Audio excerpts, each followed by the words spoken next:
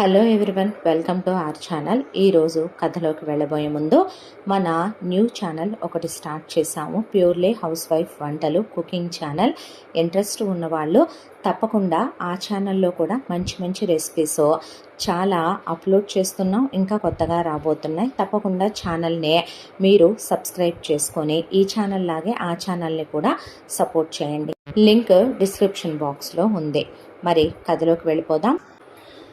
ఒక పెద్ద భవంతి లాంటి పాతకాలం నాటి ఇల్లు. ఆ ఇంట్లో ఒక 85 ఏళ్ల వయసున్న ఒక పెద్ద ఆవిడ లేచింది. మనిషి చూడటానికి దుడ్డు ముక్కలాగా ఉంది. బలంగా బలిష్టంగా ఉన్న ఆ పెద్దావిడ లేచి, అలా వేడినీళ్ళు తోడి పెట్టానమ్మా అనగానే వస్తున్నా అని స్నానానికి వెళుతూ పోయిన వాళ్ళందరి పటాలు తుడిచి ఉంచు సరోజిని అంటే అలాగేనమ్మా అనేసరికి వెళ్ళి స్నానం చేసి తెల్ల చీర, గోల్డ్ కలర్ అంచు ఉన్న చీర కట్టుకొని మెడ తిరగకుండా నగలు, చేతుల నిండా బంగారు గాజులు వేసుకుని శుభ్రంగా తల దువ్వుకొని వెళ్ళి దేవుడికి దండం పెట్టుకొని ముఖాన సింధూరం, విభూది రేఖలు పెట్టుకొని వచ్చి చనిపోయిన వాళ్ళందరూ ఫోటోల వైపు అలా చూస్తూ ఆవిడ చేత్తోనే వాళ్ళకి బొట్టు పెట్టి పూలదండలు ఇటు తీసుకురా అని పూలదండలు వేసి ఆ ఫోటోల వైపు అలా చూస్తూ అందులో చనిపోయిన ఆవిడ భర్త రామారావు, చనిపోయిన ఆవిడ కొడుకు, కోడలు ఆనంద్, మాళవికల వైపు చూస్తూ అనసూయ అలా తన గతంలోకి జారిపోయింది ఒక్కసారిగా. అనసూయ భర్త రామారావు బాగా స్థితిమంతుడు. ఆయన తల్లిదండ్రులకి ఆయన పుట్టక పుట్టిన ఒక్కగానొక్క కొడుకు. దాంతో అనసూయకి 6 ఏళ్ల వయసున్నప్పుడే రామారావుకి ఇచ్చి వివాహం జరిపించేశారు. అనసూయ 11 ఏళ్లకే పెద్దదయ్యిందే. ఇక ఆ రోజు నుంచి భర్తని వదిలేది కాదు. అప్పుడు రామారావు వయసు 16 ఏళ్లే అయినప్పటికీ బాగా ఆ రోజుల్లో మనుషులు కాబట్టి తిండి పుష్టి, దానికి తోడు బస్కీలు తీయటం, ఇవన్నీ పొలం పనులు చేయటంతో మనుషులు బాగా బలిష్టంగా ఉండేవాడు రామారావు. అనసూయ కూడా అంత చిన్న వయసులో ఉన్నా దిట్టంగా తింటాం. పాలు, పెరుగు, వెన్న, నెయ్యి, బాగా జొన్నలు, సజ్జలు, రాగులు, దానికి తోడు బాగా 10 రకాల కూరలు, నాన్ వెజ్లు తినటంతో మనిషి దుడ్డు ముక్కలాగా ఉండేదే. అలా వీళ్ళిద్దరి కాపురం ప్రశాంతంగా సాగిపోతూ ఉండగా అప్పటికే రామారావు తల్లిదండ్రులకి వయసు అయిపోవటంతో మనవన్నో మనవరాల్లో ఎత్తుకోవాలని వాళ్ళు కోరుకున్నప్పటికీ అనసూయకి పిల్లలు కలగలేదు. అనసూయ చేతుల మీదగానే అత్తామామలు కాలం చేశారు. భార్య అంటే రామారావు గారికి ఎంతో ఇష్టం. అనసూయకి ఇంకా ఇంకా ఇష్టం భర్త అంటే. ఆవిడ చదువుకోలేదు కాబట్టి రామారావు ఆ రోజుల్లోనే 10th క్లాస్ వరకు చదువుకున్నాడు. దాంతో భార్యని దగ్గర కూర్చోబెట్టుకొని తెలుగు రాయటం, చదవటం, లెక్కలు ఇవన్నీ ఆయన నేర్పించాడు. ఇక వీళ్ళిద్దరికీ నడి వయసులు పడ్డ తరువాత అప్పటికే రామారావుని చాలామంది నీ పెళ్ళాం గొడ్రాలు, గొడ్డు ముద్ది, పిల్లలు పుట్టరు, మీ వంశంలో లోపాలు లేవు, నీ పెళ్ళాన్ని పుట్టట్లేదంటే ఏదో లోపం ఉంటుంటుంది, మా అమ్మాయిల్ని ఇచ్చి చేస్తామన్నా ఆయన నవ్వి భార్యాభర్తలు కలిసి ఉండడానికి పరమావధి పిల్లలు కాదులే, అంతగా అయితే మేము ఉన్నంతకాలం అనుభవించి మేము పోయేటప్పుడు ఉన్న ఆస్తే ఏ దేవాలయాలకు రాసిపోతాంలే అంటే దాయాదులకి మింగుడు పడేది కాదు ఆ మాట. ఎంతలోపు ఏ దేవుడు కరుణించాడో అనసూయ గర్భవతి అయ్యిందే. గర్భవతి అయిన అనసూయకి ఒక్కగానొక్క కొడుకు పుట్టాడు ఆనంద్. పిల్లాన్ని చిన్నప్పటి నుంచి ఆయనలా మట్టి పని చేయించకూడదు, ఉండటానికి 100 ఎకరాలు పొలాలు, ఆస్తులు పాస్తులు అన్నీ ఉన్నాయి. అనసూయకి ఎనపెట్టెడు నగలే ఉన్నాయి. వాళ్ళకి దేనికి లోటు లేదు. ఇంట్లో 50 గేదెలు, 50 ఆవులు ఉన్నాయి. పిల్లాడిని మాత్రం ప్రయోజకుడుగా చదివించుకోవాలి, మనకేమన్నా రూపాయి లేకనా అనే దాంతో చిన్నప్పటి నుంచే మంచి లక్షణాలతో ఆ రాముళ్ళ పెంచుకొచ్చుకున్నారు కొడుకునే. ఆ తర్వాత అనసూయ ఊరొదిలిపెట్టి పంపొద్దో అని గొడవ చేసిన రామారావు గారు చదువులేందానా, ఏం తెలిసే నీకు, 6 ఏళ్ల పిల్లప్పుడు పెళ్లి చేసుకోవటం అనుకుంటున్నావా, ఈ రోజుల్లో కాలం అంటే నోరుమోయ్ అనే ఆయన పెళ్ళాన్ని నోరు మూయించి 10th అయిపోయిన కొడుకునే తీసుకెళ్లి సిటీ కాలేజ్లో జాయిన్ చేస్తే అక్కడికి వెళ్ళిన ఆనంద్ ఇంటర్ చదువుకుని ఇంజనీరింగ్లో జాయిన్ అయ్యి ఇంజనీరింగ్లో మాళవిక అనే అమ్మాయితో ప్రేమలో పడ్డాడు. స్థిరపడ్డాడు. ఆ తర్వాత ఇంజనీరింగు పీజీ కంప్లీట్ చేసుకున్న తర్వాత మాళవికని వెంట పెట్టుకొని ఈ ఊరికి వచ్చాడు. చూడటానికి మాళవిక చాలా అందంగా ఉంటాం, సాంప్రదాయమైన కుటుంబంలో పుట్టడం. అమ్మా నాన్నలకి మాళవిక కూడా ఒక్కటే కూతురు. ఇక వీళ్ళ కులాల్లో కూడా పెద్ద వ్యత్యాసం లేదు. రామారావు అనసూయ కట్న కానుకలకి ఆశించే మనుషులు కాదు. అనసూయ మనిషి చదువు లేనిదే, కాస్త మూర్ఖత్వం, పల్లెటూరు పద్ధతులు పాటించేదే తప్ప కోడల్ని కొట్టే తిట్టే అత్తగారు కాదు. రామారావు గారికి సంస్కారం చాలా ఎక్కువ. ఆనంద్ చదువుకోవటమే కాదు, చాలా అందంగా ఉంటాడు, చాలా మంచివాడు, చెడు అలవాట్లు లేవు, ఒక్కగానొక్క కొడుకు. దాంతో మాళవిక తల్లిదండ్రులు కూడా ఇష్టపడి వీళ్ళిద్దరికీ వివాహం ఘనంగా జరిపించారు.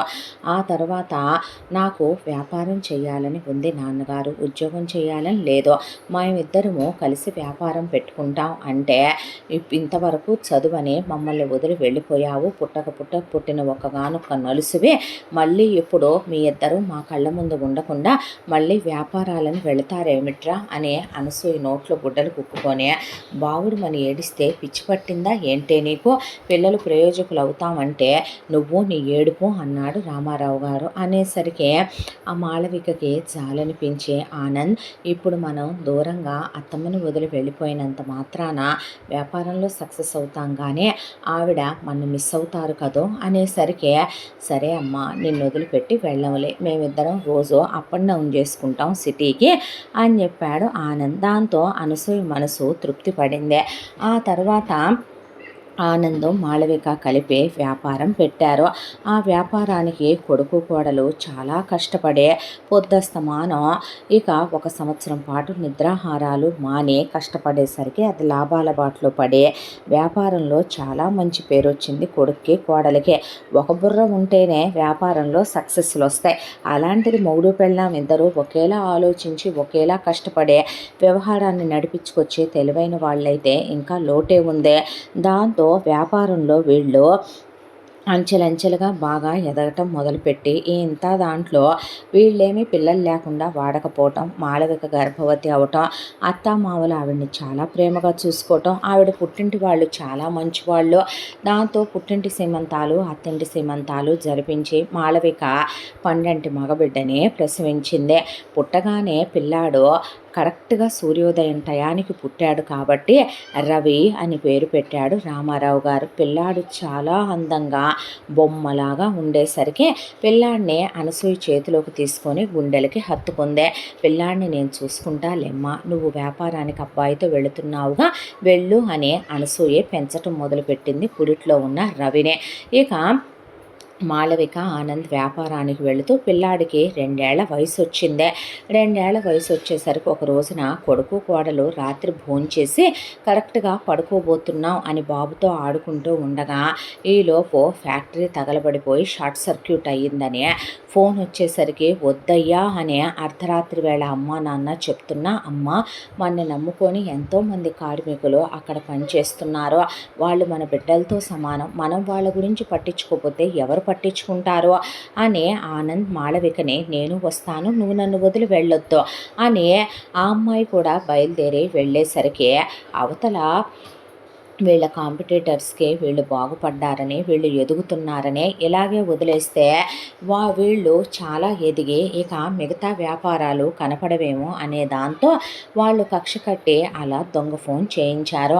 భార్యాభర్తలిద్దరూ లోపలికి వెళ్ళాక ఒకడికి డబ్బులు ఇచ్చి షార్ట్ సర్క్యూట్ అయ్యేలా చేసేసరికి భగ్గున మంటలు అల్లేసుకున్నాయి. ఆవిడెక్కడ తగలబడిపోతానని ఆయన ఆవిడని కౌగిలించుకుంటే ఆయనకేమవుద్దోనని ఆవిడ ఆయన్ని కౌగిలించుకుందే. ఎంత దాంట్లో ఫైర్ వాళ్ళు వచ్చి వీళ్ళని బయటికి తెచ్చేపాటికి ఆల్మోస్ట్ అగ్నికి 80% ఆహుతైపోయారు భార్యాభర్తలు. దాంతో బర్నింగ్ వార్డులోకి తీసుకెళ్ళి పడుకోబెట్టాక అంతా దాంట్లో మాళవిక అత్తయ్య బాబు జాగ్రత్త అని ప్రాణాలు వదిలేస్తే ఆనంద్ నా కొడుకుని బాగా పెంచమ్మా అనే అనసూయకి చెప్పి ప్రాణాలు వదిలేశాడు ఆయన. ఆ తర్వాత అనసూయ గుండె ఆగిపోయినంత పని అయిపోయి కళ్ళెదురుగానే చెట్టంత కొడుకు పోవటం చిన్న విషయం కాదు కదా. దాంతో కుప్పకూలిపోయింది మనిషే.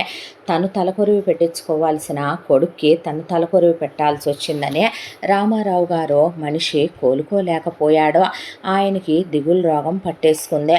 కొడుకు కోళ్ళకు అంత్యక్రియలైపోయి దశదిన కర్మకాండలు అయిపోయాయో లేదో వియ్యంకుడు వియ్యపురాలు అలా ఇంటికెళ్ళి మళ్ళీ వస్తాం అన్నవాళ్ళు అలా వెళ్ళి పడుకున్నారో లేదో ఒక్కగానొక్క కూతురు పోయిందనే దిగుల్లో ఇహ మరి లేవలేదో. మళ్ళీ వియ్యంకుడు వియ్యపురాల్ని తీసుకొచ్చే అంత్యక్రియలు చేయించితే లాయర్ గారు యావదాస్తి మొత్తం బాబు రవి పేరు మీద రాశారని డాక్యుమెంట్లు బంగారం తెచ్చి రామారావు గారికి అప్పచెప్పి వెళ్ళిపోయిన తర్వాత రామారావు గారికి ఇదేం దరిద్రం రా దేవుడా, ఏనాడు నేను ఎవరికి ఏ అన్యాయం చేశారుగానో నా తల్లిదండ్రులు పోయారంటే వయసు అయిపోయి వార్ధక్యంతో వాళ్ళు వచ్చిన పని పూర్తయిపోయి దేవుడు పిలుపు వచ్చి వెళ్ళిపోయారు. నా కొడుకు కోడలు ఏమనుభవించారనే ఇలా దుర్మార్గులు పొట్టన పెట్టుకున్నారు. నా వియ్యంకుడు వియ్యపురాలు బంగారం లాంటి మనుషులు బిడ్డ పోయిందనే దిగుల్లో వాళ్ళు పోయారు. పసివాడు తల్లి తండ్రి లేని అనాథగా మిగిలిపోయాడనే అలా ఆలోచించుకుంటూ కూర్చున్న మనిషికి గుండె అయిపోయింది ఆయనకే. ఏమయ్యా కాఫీ తాగని అనసూయ అంటుంటే ఆవిడ మీద వాలిపోయాడు. దాంతో అనసూయకి పట్టరాని దుఃఖంతో ఇక మనిషి మోకాళ్ళ మీద కూర్చొని పిల్లాన్ని పట్టుకొని ఆవురుమని ఏడ్చేసిందే. ఒకవైపున అందరూ పోయారు, అత్తమామలు లేరు, ఆవిడమ్మ నాన్నలు ఏనాడో పోయారు, ఆవిడ తోడబుట్టిన వాళ్ళు ఎక్కడెక్కడో ఉన్నారో, కొడుకు కోళ్ళు పోయారు, వియ్యపురాలు వియ్యంకుడు పోయారు, భర్త పోయాడు, ఇంత దాంట్లో బిడ్డని పెట్టుకొని మిగిలిపోయానే అనే దుఃఖంతో ఆవిడ ఏడుస్తుంటే ఇక చుట్టాలు బంధువులు అనే రాబందులు వెంటనే వాలిపోతాయి కాబట్టి వచ్చి ఆవిడ పెద్దగా చదువులేంది కాబట్టి తెలివితేటలు జ్ఞానం లేనిది అనుకొని ఇక మెల్లగా వల వేయటం మొదలుపెట్టి చాప కింద నీళ్ళ ఆవిడ పక్కన జారదామనే దాంతో అనసూయ నువ్వు ఒక్కదాని వేముంటావు, పిల్లాన్ని తీసుకొని వచ్చే ఈ ఆస్తి వ్యవహారాలన్నీ మేము చూసుకుంటాంలే, కానీ ఆ పిల్లాన్ని పెంచుకుంటా ఒక గదిస్తాం, ఆ గదిలో ఉందుగానిలే మా ఇళ్లలోనే పని చేసుకుంటూ ఓ ముద్ద పెడతాంలే, ఈ మిగతా వ్యవహారాలన్నీ మగాళ్ళు పోయాక నీకు చాతవుతాయా అనే పాటికి లేచి నుంచుందే. భర్త పోయిన దిగుల్ని కొంగున కట్టి దుఃఖాన్ని గొంతులో అణిసేసి కన్నీళ్లని కళ్ళచాటున దాచిపెట్టే ముందు బాబుని ఎత్తుకొని చంకలో వేసుకుంది. ఆ తర్వాత లేచి నిలబడి గీతల గొట్టంలో ఆవిడ అక్కడే పెట్టున్న ఓ పెద్ద కర్ర తీసుకొని కుక్కల్ని కొట్టినట్టు కొట్టింది. వచ్చిన చుట్టాలే మళ్ళీ నా వాకిట్లోకి అడుగు పెడితే నరికి పోగులు పెడతా, ఇలాంటి రోజు ఒకటి వచ్చుద్దనే తెలిసి నా మొగుడు నాకు కాస్త ఇంకిత జ్ఞానం లెక్క డొక్క నేర్పించాడు, కానీ మూసుకొని వెళ్ళండి మాది మేము చూసుకోగలంలే కానీ అని చెప్పి ఆ రోజు నుంచే అనసూయ గయ్యాళితనం గద్దరతనం గడుసుతనాన్ని అలంకారాలుగా పెట్టుకొని ఆభరణాలుగా వేసుకొని ఊళ్ళో వాళ్ళందరినీ గడగడలాడిస్తూ ఎవడు ఎక్కడ ఏ లీనియస్ తీసుకుంటాడో ఏ లిబర్టీ తీసుకుంటాడో తెలియదు. మగాళ్ళు లేరు, ఒంటరి ఆడదంటే ప్రతి ఒక్కడికి చులకనే. దాంతో ఇంట్లో జీతగాళ్ళకి బదులు అమ్మాయిల్ని పెట్టింది. గేదెల దగ్గర ఒక 6గురిని పెట్టి ఆవులు 3 చూసుకోవాలి, గేదెలు 3 చూసుకోవాలి, వాళ్ళే మేకల్ని గొర్రెల్ని కోళ్ళను కూడా చూసుకోవాలి. పెట్టి తుక్కు రేక్ కొడతాను జాగ్రత్త, వెధవేషాలు వేశారంటే అని చెప్పి ఆ తర్వాత పొలం ఆవిడే ముళ్ళుగార తీసుకొని వెళ్ళి మరి పొలం కౌలుకిచ్చి ఆ పొలం ఎలా కౌలు చేస్తున్నారు ఏంటి, ఆయన ఉన్నప్పుడు ధాన్యం ఎకరానికి ఎన్ని బస్తాలు వస్తుంది, అలాగే చెరుకు పంట ఎన్ని వస్తుంది, అవన్నీ ఆవిడికి నేర్పించిపోయాడు కాబట్టి పై ఎత్తున కౌలుకిచ్చినా సరే పొలం అంతా చెక్ చేసుకొని వస్తూ ఉండేది. వెళ్ళే ఇంటి ముందు కారు ఉంది, బయటికి ఎక్కడికన్నా వెళ్ళాలి, బాబుని ఎక్కడికన్నా తీసుకెళ్ళాలంటే డ్రైవర్ని పిలిపించి డబ్బులు పడేసి కారులో వెళ్ళొస్తుంది ఆవిడ. అంతా దాంట్లో తినటానికి ఉండటానికి ఏ లోటు లేదు. నగలన్నీ బ్యాంకుకి వెళ్ళటం తెలుసు, వెళ్ళి బ్యాంక్ మేనేజర్ గారితో మాట్లాడుకొని ఆ నగలన్నీ లాకర్లో పెట్టి వచ్చిందే. ఎంత దాంట్లో ఇంట్లో ఎవరి దారిన వాళ్ళు వెళ్ళిపోతే అనసూయ ఒక్కతే అయిపోయిందే. ఎప్పుడన్నా ప్రాణం బాగోపోతే బాబుని చూసేవాళ్ళు, అంత వంట వార్పు చేసేవాళ్ళు, నట్టింట్లో నమ్మకంగా పనిచేసేవాళ్ళు లేరని ఎదురు చూస్తున్న తరుణంలో అదే ఊరమ్మాయి సరోజిని భర్తను పోగొట్టుకొని అలా ఒక్కటే వచ్చి దేవాలయాన్ని శుభ్రం చేస్తూ దేవాలయంలో ప్రసాదం తింటూ బ్రతుకుతోందని ఒకరోజు బాబుని తీసుకొని గుడికి వెళ్ళిన అనసూయతో పూజారి గారు చెప్తే, అమ్మాయి నాతో రావే అన్న తర్వాత అలాగేనమ్మా అనే అనసూయతో వస్తే, ఇక నుంచి ఇంటి బాధ్యత నీకు అప్పచెప్తున్నాను, నువ్వు మన ఊరి పిల్లవే కదా, మీ అమ్మ నాన్న పోయారు కదా, నువ్వు నమ్మకమైన దానివని నాకు తెలుసు. అవును, మీ అత్తమామలు నీ మొగుడు పోయాక నీకేమీ అప్పచెప్పలేదంటే అనేసరికి అనసూయని పట్టుకొని సరోజిని బావురుమని ఏడ్చేసిందే. నేను 12 ఏళ్ల వయసులో 7వ తరగతి చదువుతున్నప్పుడు మా అమ్మ నాన్నలో ఆడపిల్లలంటే భారం అనే దాంతో ఉన్నది మొత్తం కొడుకులకు పెట్టి, కానీ కట్నం అడగలేదని ఒక దరిద్రుడికి ఇచ్చి నన్ను చేశారు. వాడికి అప్పటికే 30 ఏళ్ళు పైనుంది వయసు. వాడు ఏమంటా పెళ్లి చేసుకున్నాడో నేను అప్పటికి 11 ఏళ్లకు పెద్ద మనిషి సంవత్సరం అయింది పిన్ని. ఆ రోజు మొదలుపెట్టి వాడు నన్ను మానసికంగా శారీరకంగా చిత్రవధ చేస్తూ కొడుతూ నరకం చూపిస్తూ వాడు తప్పతాగొచ్చి వాడమ్మ బాబు వాడక్కలు చెల్లెళ్ళు వాడ అన్నలు వదినలు నన్ను చిత్రవధ చేసే చివరికి వాడు చచ్చాడు. వాడు చచ్చిన తర్వాత గెంటి అవతల పడేశారు. పోనీ ఎక్కడికన్నా వచ్చి బతుకుదామంటే మా అమ్మ నాన్న పోయారనే విషయం కూడా నాకు తెలియదు. తోడబుట్టిన వాళ్ళన్నా ఆదరిస్తారనుకుంటే ఉన్నాయి మొత్తం అమ్ముకొని నన్ను గెంటేసే వాళ్ళు వెళ్ళిపోయారు. పుట్టి పెరిగిన ఊరు గుడి శుభ్రం చేస్తూ ఏ తప్పుడు పని చేసే అలవాటు, ఎవరితో కాలు జారే అలవాటు లేదుగా పిన్ని నాకు.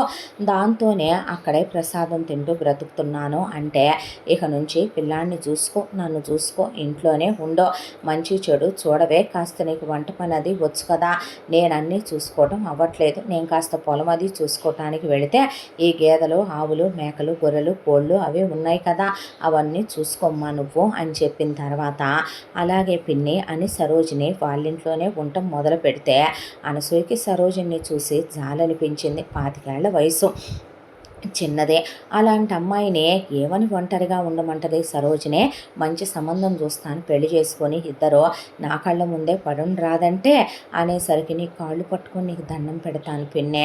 నాకు పెళ్ళంటే మగాడంటేనే అసహ్యం వేసింది. ప్రమాణం చేసి చెప్తున్నా, నాకే కోరికలు కలగట్లేదో. బతుకున్నంతకాలం అంత ముద్ద పెట్టు, నీ కాళ్ళ దగ్గర పడుంటా, సిగ్గు దాచుకోవటానికి 2 చీరలు కొనివు పిన్నే. నాకు నువ్వు వద్దన్నా జీతం ఇస్తున్నావు, బ్యాంకీలో అకౌంట్లో వేసుకుంటున్నా. నాకు నేను పోయిందాకా మీకు వాకిట్లో ఉంచుకొని అంత ముద్ద పెడితే చాలు, నాకే మొగుడు వద్దమ్మా, నాకే సుఖాలు వద్దు, నాకు పిల్లల మీద కూడా లేదు పిన్నే, నాకు అసహ్యం వేసిపోయింది అసలు ఆడజన్మంటేనే, నువ్వు మాత్రం నాకు అవన్నీ చెప్పి ఆ లంపటాలు పెట్టబాకు అనేసిందే సరోజిని. ఆ తర్వాత సర్లే నీ ఇష్టం వచ్చినట్టే ఉండులేవే అందే అనసూయ.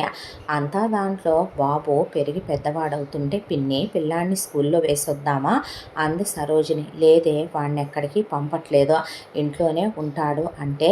ఇంట్లో ఉండటం ఏంటి పిన్ని, అన్నయ్య వాళ్ళు అంత చదువుకుంటే వదిన వాళ్ళు బాబాయ్ కూడా చదువుకున్నాడుగా, నువ్వు పిల్లాడికి చదువు లేకుండా చేయటం ఏంటి పిన్ని, డిగ్రీ వరకైనా పిల్లాడికి చదువు చెప్పించుకోవద్దు అంటే.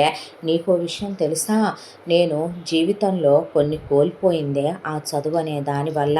నా కొడుకు ఆ చదువుల కోసమనే ఆశపడే నన్ను వదిలి సిటీకని వెళ్ళాడు. వీళ్ళమ్మ ఆ చదువు చదువుకుంటూనే నా కొడుకుని ప్రేమించాననే ఇద్దరు పెళ్లి చేసుకున్నారు.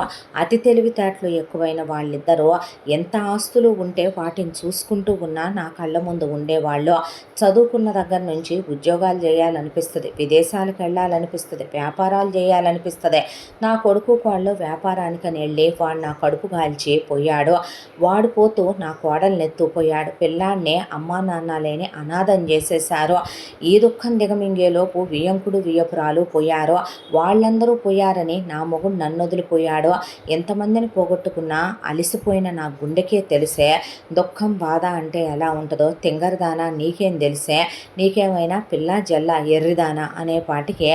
కానీ పిన్ని, పిల్లాన్ని చదివించకపోతే ఎలా, ఇక నుంచి వాడిని స్కూలుకు పంపించను, వాడిని ఇంట్లోనే ఉంచుతాను, ఏం తక్కువని ఇంత ఆస్తిపాస్తులున్నాయి, వాడు ఇవన్నీ చూసుకుంటే చాలే అనేసి ఆ రోజు నుంచి పిల్లాడు నానమ్మ అందరూ స్కూల్కి వెళ్తున్నారే, నన్ను కూడా పంపించమంటే వాళ్ళకి గతి లేదయ్యా, రేపొద్దున వాళ్ళు ఎంత పెద్ద చదువులు చదువుకున్నా సరే రేపు వాళ్ళు ఒకటి దగ్గర చేతులు కట్టుకొని ఉద్యోగం చేయాల్సిందే. నీ కింద 100 మంది పనిచేస్తారా, నీకేం తక్కువ, నువ్వు ఏ చదువులు చదవాల్సిన అవసరం లేదు అని చెప్పి పిల్లాడిని ఆడుకోపో, వెళ్ళి నువ్వు చదువుకుంటానన్న దగ్గర నుంచి టీచర్లు మాస్టర్లు కొడతారు, హోంవర్కులు చేయమనమంటారు, గోడ కుర్చీలు వేయిస్తారు, చెవులు మెలేస్తారు అనే పిల్లాడికి చెప్పేపాటికి పిల్లాడికి రెండే అర్థమైనాయి. స్కూల్కి వెళితే చదువుకుంటే కొడతారు, తిడతారు, ఎంత చదువుకున్నా మనం ఒకళ్ళ కాళ్ళ కింద బతకాలి, నాకేం తక్కువ, నా దగ్గర అన్నీ ఉన్నాయి కాబట్టి నేను చదువుకోనక్కర్లేదు, బడికి వెళ్ళక్కర్లేదు, నా కిందే ఒకడు ఉంటాడు, నేనెవడి కింద ఉండక్కర్లేదు. ఆ రోజు సుత పిల్లాడిని మొండివాడిగా మూర్ఖుడుగా పెంచడం మొదలుపెట్టేసింది అనసూయ. పిల్లాడిని ఒక వయసు వచ్చాక ఊళ్ళో వాళ్ళు ఓ 10-12 ఏళ్ళు ఉన్నప్పుడు అనాథ వెధవ్వే, అమ్మా నాన్న లేరు కదా, మొరటి పెంపకం పెంచుతుంది నీ నాయనమ్మ అనేపాటికే, నానమ్మ నేను అనాథనంట, నాకెవరూ లేరంట, నువ్వు నన్ను మొరటి పెంపకం పెంచుతున్నావంట, చదువు సంధ్య లేకుండా నేను గాలికి తిరుగుతున్నానంట, గాలి వెదవల పోకిరి వెదవల అనేపాటికి ఎవడే నా మనవడు నా మాట అందనే చీర ఎగ్గట్టుకొని అనసూయ ములుగారు తీసుకొని వెళ్ళి వాళ్ళను బాధొచ్చేపాటికే వాళ్ళు దండం పెట్టేశారు, అనసూయమ్మ గారు తప్పైపోయిందని. దాంతో నిన్ను ఎవరైనా ఏమైనా అంటే కుక్కల్ని కొట్టినట్టు కొట్టు నాన్న, నీ తప్పు లేకుండా అని నేర్పేపాటికి పిల్లాడు మొరటగా తయారవుతా అంటే నోరు ముయ్యవే అన్న తర్వాత, రేపైనా ఊళ్ళో వాళ్ళందరూ నేనున్నా లేకపోయినా వీడిని చులకనగా చూస్తారు కదో, వీడిని మోసం చేస్తారు కదో అని చెప్పి పిల్లాడికి ఆ రోజు నుంచే ఇక సరోజిని చేత అయి వండు ఈ వండు అనే పిల్లాడికి పెడితే 50 అరిసెలు, పెడితే ఒక 20 సున్నుండలు, వండితే 4 నాటుకోళ్ళు, ఒకవైపున కోస్తే ఒక మేక అలా పిల్లాడికి తిండి పెడుతూ పిల్లాడు బలిష్టంగా తయారవుతుంటే మన ఇంట్లో మగాళ్ళందరూ ఎత్తుంటారు, మన ఇంట్లో మగాళ్ళందరూ కండలు తిరుగుంటారు. మగాడంటే మగతనం ఉండాలి, ఆ మగతనం రావాలంటే బస్కీలు తీయాలని ఆ ఊళ్ళో కుస్తీ పోటీలు నేర్పించి ఆయన్ని పిలిపించి మరి ఆయన చేత పిల్లాడికి బస్కీలు తీయించి ఓ వస్తాదులాగా కండలు తిరిగిపోయిన శరీరంతో ఇక దానికి తోడు ఈవిడి చేయించే ఈ నాటు ఎక్సర్సైజులకి అలా బియ్యం బస్తా జస్ట్ అదే ఒక 50 కేజీలదైనా ఓ చేత్తో ఇసిరి పక్కన పడేసేలాగా ఇక చూస్తేనే జనాలు భయపడిపోయేలా ఉండాలయ్యా నువ్వనే పాటికి అలాగే తయారైపోయాడు పెద్దయ్యే కొద్దీ రవి. దానికి తోడు మనుషులు నోరెత్తితే ఏదైనా తప్పు చేస్తే అమాంతం వాళ్ళు సస్తున్నారా బతుకుతున్నారా అనేది చూసుకోకుండా తుక్కు కింద కొట్టేస్తాడు వాళ్ళనే. దాంతో రవి జోలికి కూడా రారు ఎవరో. అంతా దాంట్లో అనసూయ చెప్పిందేంటే, నువ్వు ఏ ఆడదాన్ని ముట్టుకోకూడదు, నువ్వు సిగరెట్లు తాగకూడదు, బీడీలు తాగకూడదు, నువ్వు అమ్మాయిలతో తిరగకూడదు, నువ్వు సారాలు అలవాటు చేసుకోకూడదు. ఎప్పుడన్నా ముచ్చటపడి ఏ జాతరో ఏ తిరణాలో జరిగిందంటే అప్పుడు ఏదో ఇక సారా కొట్టుకెళ్ళి ఓ సీసా తాగటం తప్ప, లేదంటే ఓ కళ్ళుకుండా లేపటం తప్ప నువ్వు పద్దాకు మాత్రం అలవాటు చేసుకోకూడదయ్యా నేర్పేపాటికి సరోజిని ఈ చదువురాని ముద్దు ముసల్దే ఆ పిల్లాడిని బలిదేవుణ్ణి తయారు చేసి వదిలిపెట్టింది ఊరి మీదకి. ఇదే మొరటి గుడ్డైతే 2 మృగాలు కలిస్తూ ఏదైనా మాట్లాడుకుంటే అని అనసూయ తిండి కూడా అలాగే చూసేది సరోజిని. అనసూయ ఈ వయసుకి కూడా రోజుకి ఎత్తి పెడితే ట్రిప్పుకు లీటర్ కాఫీకి తక్కువ తాగదు. దానికి తోడు నేతిలో వండిన అరిసెలు, సున్నుండలు, బూర్లు, గారెలు తినే గోఠా వల్లే ఉంటుంది మనిషి. మనవడు అంతే తింటాడు, నాయనమ్మ అంతే తింటదే. వండటం సరోజినికి అలవాటే కాబట్టి ఆవిడ వండినట్టే ఉంటుంది ఆ పొయ్యి దగ్గర నుంచోనే. అంతా దాంట్లో పిల్లాడికి 4 మంచి మాటలు ఆవిడ చెబుదామని అనుకున్నా, నీకేం తెలిసే పిల్ల జల్లాలేని మొగుడు చచ్చిందానా, నీకేం తెలిసే ముండమోపిదానా అంటే, నువ్వు ముత్తైదువే నేను ముండమోపిదానిలే పిన్ని అంటే, నా మొగుడు సచ్చినా నా మొగుడు మంచోడే అనుకోకూడదు, నీ మొగుడు ఎదవ కదా నిన్ను అనాలి నేను అంటే, ఇప్పుడాను అమ్మలాంటి దానివి నువ్వు అంటే నేను పట్టించుకున్నాను, మా కులపు దానివేగా ఎందుకు పట్టించుకుంటా నువ్వు అనేపాటికి ఉషో అనే. అంతా దాంట్లో అనసూయ రామారావు గారు చనిపోయిన దగ్గర నుంచి డబ్బులు లెక్కలు వ్యవహారాలు బాగానే తెలుసు కాబట్టి అంతా దాంట్లో మళ్ళీ పాపభీతి అనేది ఒకటి ఉంటుంది. మనవడికి ఎక్కడ ఒకళ్ళ ఏడుపులు ఉసురులు తగులుతీయోనని చెప్పేసి ఊళ్ళో వాళ్ళకి రూపాయి రూపాయిన్నర, రూ. 2. ధర్మ వడ్డీకి డబ్బులు వడ్డీకి ఇచ్చుద్దే. తీసుకున్నవన్నీ బుక్లో రాసుకుని ప్రామిసరీ నోట్లు రాయించుకుంటుంది. మర్యాదగా ఇచ్చారా ఓకే, లేదంటే తుక్కు రేక్కొట్టైనా సరే ఆ అప్పును వసూలు చేసి రావటం అనసూయకి చేతవ్వ. ఎంత దాంట్లో పిల్లాడిని వెంట పెట్టుకొని వెళ్ళే పిల్లాడికి మొత్తం వ్యవసాయం అంతా కూడా ఎలా చేయాలనేది దగ్గరుండి కొబ్బరి తోటలో, చెరుకు తోటలో, ఒకవైపున పసుపు, పొగాకు, మరొక వైపున వరి, మరొక వైపున పళ్ళ తోటలో మొత్తం ట్రైనింగ్ ఇచ్చుకుంటా వచ్చేసింది పిల్లాడికి. ఏ పొలంలో ఏ ఎరువు వెయ్యాలి, ఏ టయానికి ఏ పంట వెయ్యాలి, ఏ టయానికి ఏ పంట కోతకొచ్చింది, కొయ్యాలనేది ఇంట్లో ఉండే చెప్పేస్తాడు రవి. అంతా షార్ప్ చేసింది మనవన్నే. నానమ్మ చెప్పిందిగా ఎవరి వైపు చూడొద్దని, నానమ్మ చెప్పిందిగా నీకోసం ఒకటి పెళ్ళాంగా వచ్చుద్దని. దాంతో తింటాడు, పొలానికి వెళ్తాడు, పొద్దున్నుంచి సాయంత్రం దాకా కష్టపడతాడు, పొద్దున్నే బస్కీలు తీస్తాడు, ఒక 25 గుడ్లు తింటాడు, ఒక 2 లీటర్ల పాలు తాగుతాడు, ఒక 25 ఇడ్లీలు తింటాడు. అయిపోయిన తర్వాత మధ్యాహ్నం అలా ఒక 6 గిన్నెల క్యారేజీ ఎల్లుద్ది తినేస్తాడు. సాయంత్రం రాగానే స్నాక్స్ ఒక పెద్ద తాంబూలం పళ్ళానికి తిని మళ్ళీ ఒక 2 లీటర్ల గుమ్మపాలు తాగేస్తాడు. అలా ఊళ్ళో తిరిగొస్తాడు, వేడి వేడి నీళ్ళతో స్నానం చేస్తాడు. ఇద్దరూ కలిసి టీవీ చూసుకుంటారు, నాయనమ్మ మనవడు. అయిపోయిన తర్వాత చక్కగా మనవడు గుర్రు పెట్టి వెళ్ళి పందిరి మంచం మీద పడుకుంటాడు. ముసలమ్మ గుర్రు పెట్టి ముసలాయన్ని తలుచుకుంటా నన్ను వదిలేసి వెళ్ళిపోయావు నువ్వనే రోజు ఏడిసి వగసిపోసి ఆ తర్వాత వెళ్ళి పడుకుంటుంది. ఇలా ఉంటుంది వీళ్ళ దైనందిత చర్య. ఇలా రోజులు గడుస్తూ ఉండగా కాలచక్ర ప్రవాహంలో అనసూయకి 80 దాటిపోయినాయి. 85 ఏళ్ల వయసుకి దగ్గరలో ఉంది. దాంతో ఊపిరాడకుండా దగ్గు వస్తోంది. సరోజిని పిన్ని ఆసుపత్రికి వెళ్దాం రమ్మంటే కరక్కాయ వాడి నా బొంద నా తలకాయని తమలపాకులు, కరక్కాయలు, వామాకులు తింటే అవ్వదు పిన్ని, వెళ్దాం అన్న తర్వాత దగ్గుమందులు వాడినా తగ్గట్లా. దాంతో తీసుకెళ్తే డాక్టర్ గారు అన్ని టెస్టులు చేయించిన తర్వాత చూడండి అమ్మ, వయసు అయిపోయిన తర్వాత దేవుడు తీసుకెళ్ళబోయే టైంలో ప్రతి ఒక్కళ్ళకి ఏదో ఒక ప్రాబ్లం పెడతాడు. ఎందుకంటే ఇంకా మీరు ఇక్కడికి వచ్చిన పని అయిపోయింది, ఇంకా మీరు రావాల్సిన పని ఉంది కాబట్టి మీ టైం అయిపోయింది, మీరు రెడీ అవ్వండి అని మనకు పంపించే సిగ్నల్స్ అనుకోండి వాటినే. అయితే ఏంటి డాక్టరు నేను బ్రతకనంటావా అని అడిగితే ఎన్నాళ్ళు చెప్పలేను కానీ అమ్మ మీ ఆరోగ్య పరిస్థితి అయితే ఏం బాగాలేదని ఆయన కొన్ని మందులు రాసి చెప్పి పంపితే ఈ మందులు నేను వేసుకోనులే కానీ అని ప్రిస్క్రిప్షన్ అక్కడే పడేసి ఇంటికి వచ్చిందే. వచ్చిన తర్వాత దిగులు పట్టేసుకుందే. తను చనిపోతే పిల్లాడు ఏమైపోతాడే సరోజిని అంటే నేను అందుకే చెప్పే చదివించమని. చదివిస్తే వాడు విదేశాలకు వెళ్ళిపోయేవాడే అంటే సరే ఇప్పుడు ఇక్కడే ఉన్నాడు, మరి ఉన్నప్పుడు పిల్లాడికి పెళ్ళన్నా చేయాలిగా పిన్నే, అలాగే ఉంచితే మరి పిల్లాడు ఏమైపోతాడు అనేసరికి నిజమేననే ఆ అబ్బాయి వైపే చూసుకోవటం, చచ్చిపోయిన వాళ్ళ ఫోటోల వైపు చూసుకోవటం. ఇక నన్ను రమ్మనమంటున్నావు అనమాట.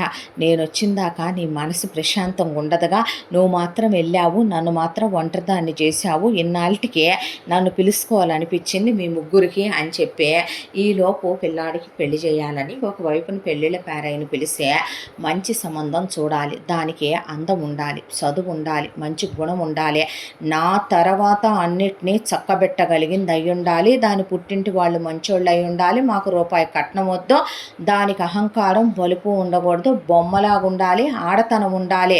అర్థమవుతుందా దోసి పెట్టే బుద్ధులు? నా మనవడిని లొంగదీసేద్దాం, వంచేద్దాం, చెప్పు చేతల్లో పెట్టుకుందాం, చేతి ఏళ్ళులా ఆడిద్దాం, ఉన్నాయి మొత్తం పుట్టింటి వాళ్ళకి దోసేద్దాం, నా మనవడిని సైడ్ చేసి ఎవడో ఒకటితో ఎఫ్ఐఆర్లు పెట్టుకుందాం, ఇలాంటివి కాదు. అర్థమైందా అమ్మ? మీ గురించి తెలిసి కూడా ఎలా చూస్తాను అనసూయమ్మ గారు అనే పేరయ్య అని వెళ్ళాడు. ఆ తర్వాత అనసూయ కూర్చొని అందరి లెక్కలు చూసుకోవటం మొదలుపెట్టే ఊళ్ళో వాళ్ళందరికీ తను పోతే ఎక్కడ మనవడికి డబ్బులు తెచ్చేవరోనని కబురు పెట్టిందే. అందరూ న్యాయంగా తీసుకునే రైతులు కాబట్టి ధర్మం ప్రకారం నాకు వడ్డీ కూడా వద్దు, అసలు ఇవ్వండి చాలంటే ఆవిడ రూపాయికి ఇచ్చిన వాళ్ళు ఉన్నారు, రూపాయిన్నర ₹2 ఇచ్చిన వాళ్ళు ఉన్నారు. అలా ఆవిడ అవసరం అంటే ఇచ్చిందని తిప్ప ఆవిడ కావాలందని తీసుకొచ్చి పద్ధతిగా ఇచ్చి వెళ్ళారు. అంతా దాంట్లో బంగారం మొత్తం తెప్పించి చూసుకొని మొత్తం మెరుపులు పెట్టించిందే. ఏమే సరోజిని కొత్త నగల్లా ఉన్నాయి కదూ అనేసరికి కళ్ళల్లో నీళ్లు తిరిగి అవును పిన్నే అన్న తర్వాత ఆవిడ చివరి పేజీలోకి వచ్చేపాటికి అందరూ ఇచ్చారు కానీ ఆవిడకి దూరపు చుట్టం. ఈవిడ పెద్దమ్మ అవుద్ది. ఒక ఆవిడ పేరు సుభాషిణే. వచ్చి 5 సంవత్సరాల క్రితం ₹2 వడ్డీ ఇస్తానని 20 లక్షలు ఎత్తుకుపోయింది అనసూయ దగ్గర. అసలు లేదు, వడ్డీ లేదు, ఫోను లేదు, కబురు లేదు, ఉత్తరం లేదు. అసలు మనిషి ఏమైపోయిందో ఏంటో, సిటీలో ఉంటుంది. అలాంటిది డబ్బులు ఇవ్వకుండా ఈ ఆశాలేంటో, నా మనవడి రూపాయి నేను వదలటం అంటూ జరిగే పని కాదు అని చెప్పి అనసూయ సరోజిని, నువ్వు పిల్లాడిని చూసుకో, నేను ఆ డబ్బులు ఏందో కనుక్కొని వస్తానని చెప్పి డ్రైవర్ని తీసుకొని వెళ్తుంటే, ఎక్కడికే అన్నాడు మనవడు. అన్న తర్వాత, ఎక్కడికి లేదయ్యా, నాకు ఈ మధ్య ఒంట్లో బాగోట్లేదు, నేను పోతున్నాను అంటున్నారా. ఎక్కడికే నువ్వు పోయేదని పట్టుకొని ఏడ్చాడు మనవడు. అంటే మీ తాతయ్య పైకి వెళ్ళాడు, ఇన్నాళ్ళు నీకోసం నేనున్నాను కదా, కాబట్టి నన్ను ఇప్పుడు రమ్మనమంటున్నాడు. నేను వెళ్ళాననుకో మళ్ళీ పుడతానురా, నీకే నేను కూతురుగా పుడతాను. ఈ ఇంట్లో పుట్టే తొలిచూలు ఆడపిల్లని నేనేననుకో, నేనే నీకు పుట్టాననుకో, నా పేరే మళ్ళీ దానికి పెట్టు, అర్థమైందా అంటే ఇదేదో సినిమాలో డైలాగు లాగుందనే సరోజిని అలా చూస్తా నుంచుంటే, పిల్లాడు ఏడ్సేపాటికి మనకి ఒకటి డబ్బులు ఇవ్వాలయ్యా, తీసుకొని 5 ఏళ్ళయింది, దొంగ మొహందే, అయిపో అజా లేదు, నేను పోయేటప్పుడైనా నేను పూచిక పుల్ల పక్కనోడికి పోనిచ్చే రకాన్ని కాదు, ఆ డబ్బులు వ్యవహారం ఏందో తేల్చుకొని వస్తా, నీకు పెళ్లి చేయకుండా ఈ నాయనమ్మ పోదమ్మా, సంబంధాలు చూడమన్నాను చేసి నీకు జంట పక్షిని పెట్టి నేను అప్పుడు పోతా, సరేనా అన్న తర్వాత కళ్ళు తుడిసి, సరోజినే పిల్లాడి కోసం ఏట వండమన్నా వండావా, వండాను పిన్ని అన్న, ఉలవచారు మేగడ చేసా పిన్నే, పోమ్మ పెట్టుద్దు పో, నువ్వు వెళ్ళి తినంటే సరేనని లోపలికి వెళ్ళిపోయాడు మనవడు.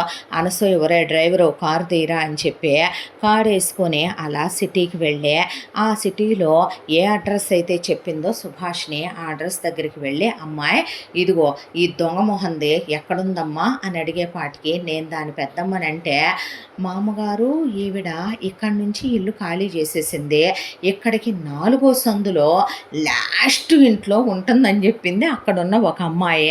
చెప్పేపాటికి పదరా డ్రైవరు అనేపాటికి వెళ్ళి కారు ఆపితే, ఆవిడ అలా పట్టుకొని నడుము మీద చేయి పెట్టి అలా ములుగర తీసుకొని వెళ్ళేపాటికి సుభాష్ని కాలు మీద కాలేసుకొని టీవీలో మంచి రొమాంటిక్ మ్యూజిక్ పెట్టుకొని చెవిలో ఇయర్ బడ్ పెట్టుకొని తిప్పుకుంటూ అలా జ్యూస్ ఎంజాయ్ చేస్తూ టీవీ చూస్తుంటే, లాగిపెట్టి దవడ మీద కొట్టేపాటికి అనసూయ పెద్దమ్మ అని కింద పడేపాటికి ఫటా ఫటా ఫటా ఫటా ఫటా 5-6 పడేపాటికి కాళ్ళు పట్టుకొని, కొట్టబాకు పెద్దమ్మ నీ కాళ్ళు పట్టుకుంటాననేపాటికి, పనికి మాలిందాన బేవర్స్దాన, నా కాళ్ళు పట్టుకొని డబ్బులు కావాలని అడిగి నా మొగుడు వ్యాపారం పెట్టి పగలు తీసి చించుతున్నాడని నువ్వు 20 లక్షలు ఎత్తుకెళ్తే ₹2 వడ్డీకి అయ్యో పాపమని నేనిస్తే, నా మనవడికి ఎక్కడ పాపం తగులుద్దో నేను ఎక్కువ వడ్డీలకి తిప్పకపోతే నీకు ఒళ్ళు బలిసి అసలు గట్టక వడ్డీ గట్టక అయిపు లేక ఇళ్ళు మారి ఫోన్ చేస్తే ఎత్తకుండా,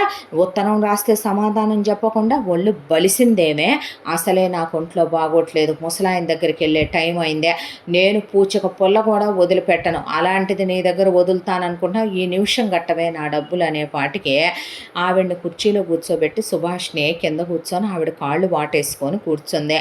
ఏంది యాషాలు అంటే, యాడున్నాయి పిన్ని డబ్బులు అనేసరికి అప్పుడే సుభాషిని మొగుడు వచ్చాడు. వచ్చేపాటికి, ఈ పనికి మాల ఎదవ సన్నాసేనా వ్యాపారం పెట్టింది, ఏరా పోరంబొకలోడా అనేపాటికి, వ్యాపారంలో నష్టం వచ్చొద్దు అనుకుంటామండి అనేపాటికి, నీ మొహం మీదే దరిద్రం రాసింది కదరా, నీలాంటి ఎదవలు వ్యాపారాలు పెడితే ఏం కలిసి వస్తాయిరా జంబుగా అనేపాటికి, నీకలా తెలుసు పిన్ని నా మొగుడు పేరు జంబులింగం అని, ఆడి మొహం మీదే రాసింది కావే ఏ బ్రేస్ ఎదవా పనికి మాల సన్నాసి అని, మళ్ళీ నేను చెప్పాలా ఏందే అనేపాటికి, పావే లోపల బా, బీరువాది నగలుండుంటాయిగా తీసుకుంటాపా అనేపాటికే, తీసుకో పిన్ని అన్నీ గిల్టీయేగా అనేపాటికే, నీ బతుకు చెడా చిలకలపూడి బంగారాలు వేసుకొని తిరగటమేందే అనేపాటికి, ఆడున్నాయే నేను పిన్ని నీకు బంగారం, ఇల్లు రాయివే, ఇల్లు ఉందగా, ఇల్లు గల్లోళ్ళు చెప్పు తీసుకొని దవడ పగిలిందాకా కొడతారు పిన్ని నన్ను, అతుకుల బొంతలాగా ఈ అతుకుల మారి బతికేందే నీది అనేపాటికి, ఈ ఇల్లు నాదంటావా, అలా అయితే ఈ ఫర్నిచర్ మొత్తం లారీలో వేసుకొని వెళ్తానని ఆవిడ ఒకేసారి ఆ ఫర్నిచర్ని గట్టిగా కొట్టి చూసేపాటి ముక్కలు ముక్కలుగా పడిపోతే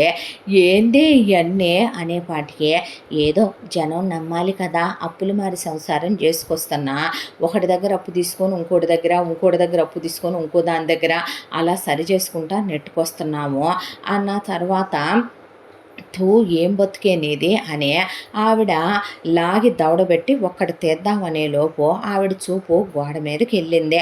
అలా జంబులింగం సుభాష్ని కలిసి ఉన్న ఫోటోలో వీళ్ళకి ఇద్దరు కొడుకులు, మధ్యలో ఎవరో ఒక అమ్మాయి కనపడింది.